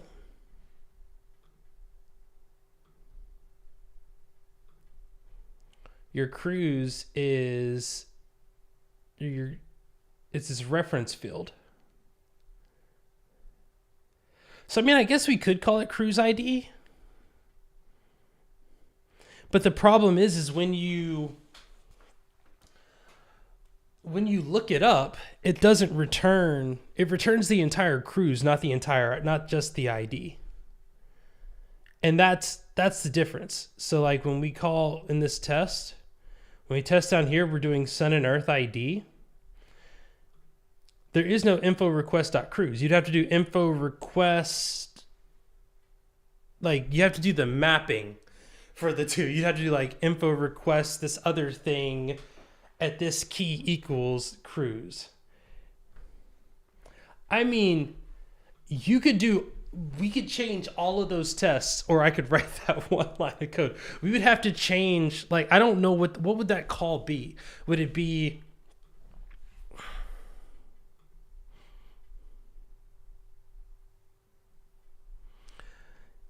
like we would have to do like cruise destination link at where cruise ID equals this? You'd have to find a lot of extra stuff, and the way that I would write this test for a Flask application is like verify that the ID that is referenced in here is the same as this one, because when I go and look it up, I'm going to go look it up based on the ID. MongoDB uses a reference field instead of using a relational database. So it's not going to give me just the ID. It's going to give me the entire object. So yeah, that's the difference. So yeah, for this, we just have to make that change there. Where are we at in our app? In here, we need to do the same thing. Flask app, pages.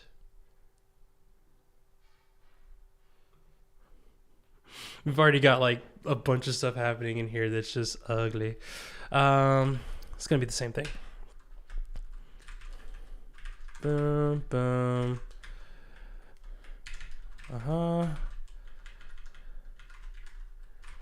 Cruise ID. Copy this. Then we're gonna do this. Boom.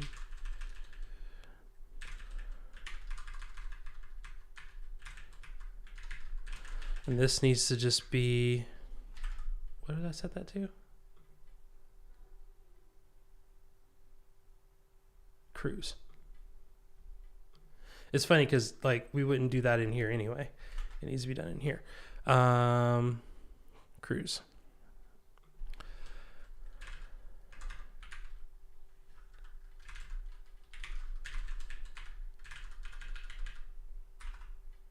Okay.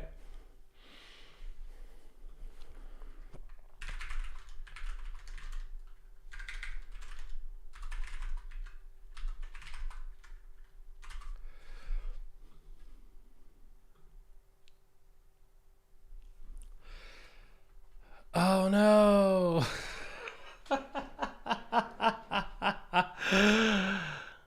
Can we undo the last commit?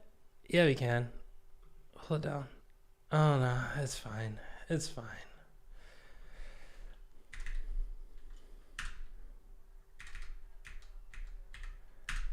I've got 7 minutes before I have to leave. Like, there's no more like, I'll have to leave soon, but I'll have to leave at that point.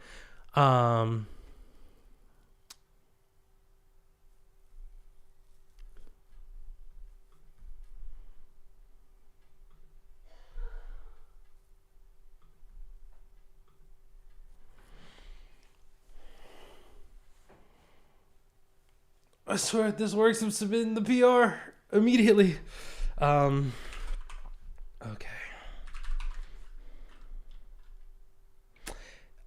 Darn it, Aaron. Aaron, you don't understand. You raiding me means that I stayed too long because I was trying to raid you. No, it's fine. It's fine. We're actually about to wrap up, but I was trying to get this fixed in time so that I could give you the raid. I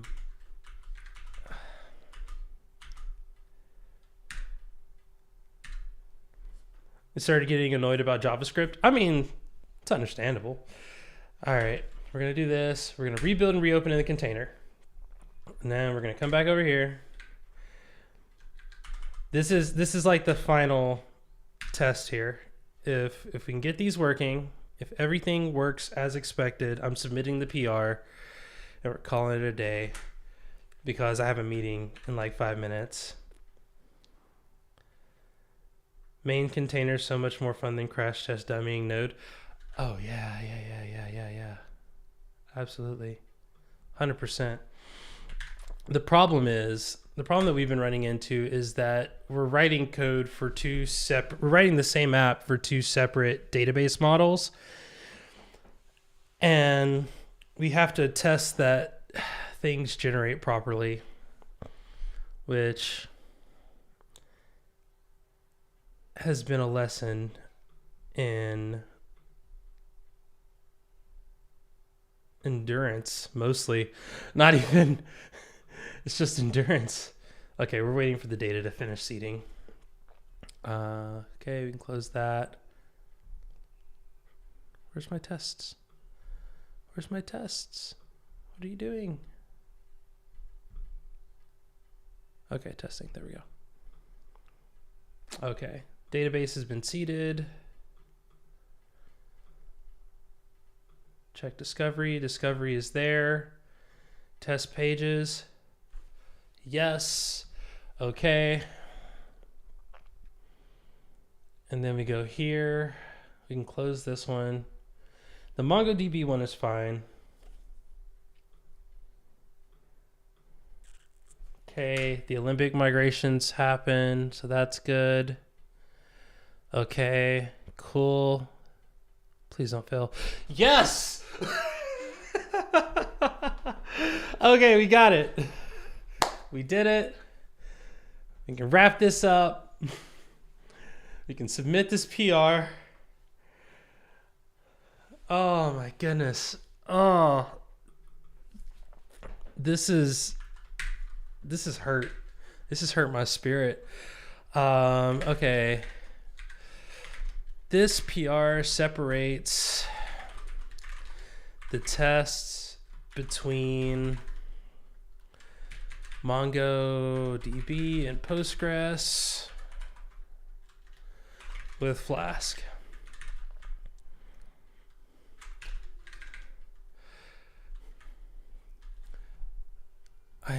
There's so many things that I need to add comments for. Oh, I don't want to. Okay, we're going to do this. We're going to hit those buttons. We're going to let that happen, let that do its thing. Okay, then we're going to go into the PR, and then I'm going to just go through the changes.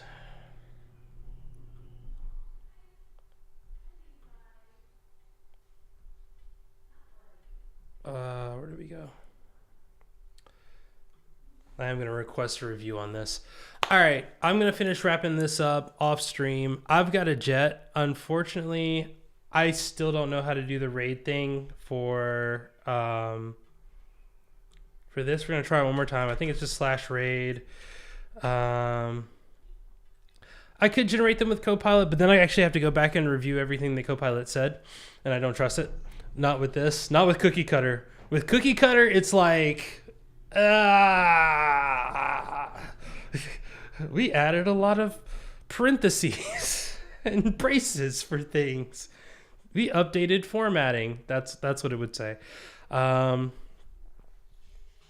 since the last person I was going to raid, oh no, is like everybody that I was going to raid offline now?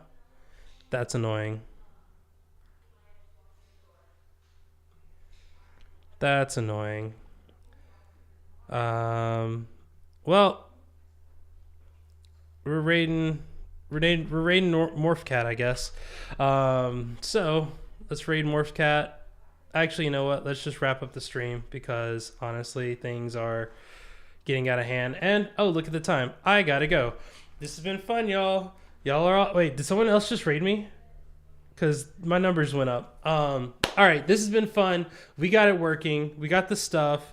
Thank you so much for hanging out. We'll be back again tomorrow. Same bat time, same bat channel. We're going to continue working on this. We've got 4 more days where we own this code base. And then after that, I got to hand it off. So that being said, y'all have been awesome. Thank you so much for hanging out with me. You're all great. And we'll see you later.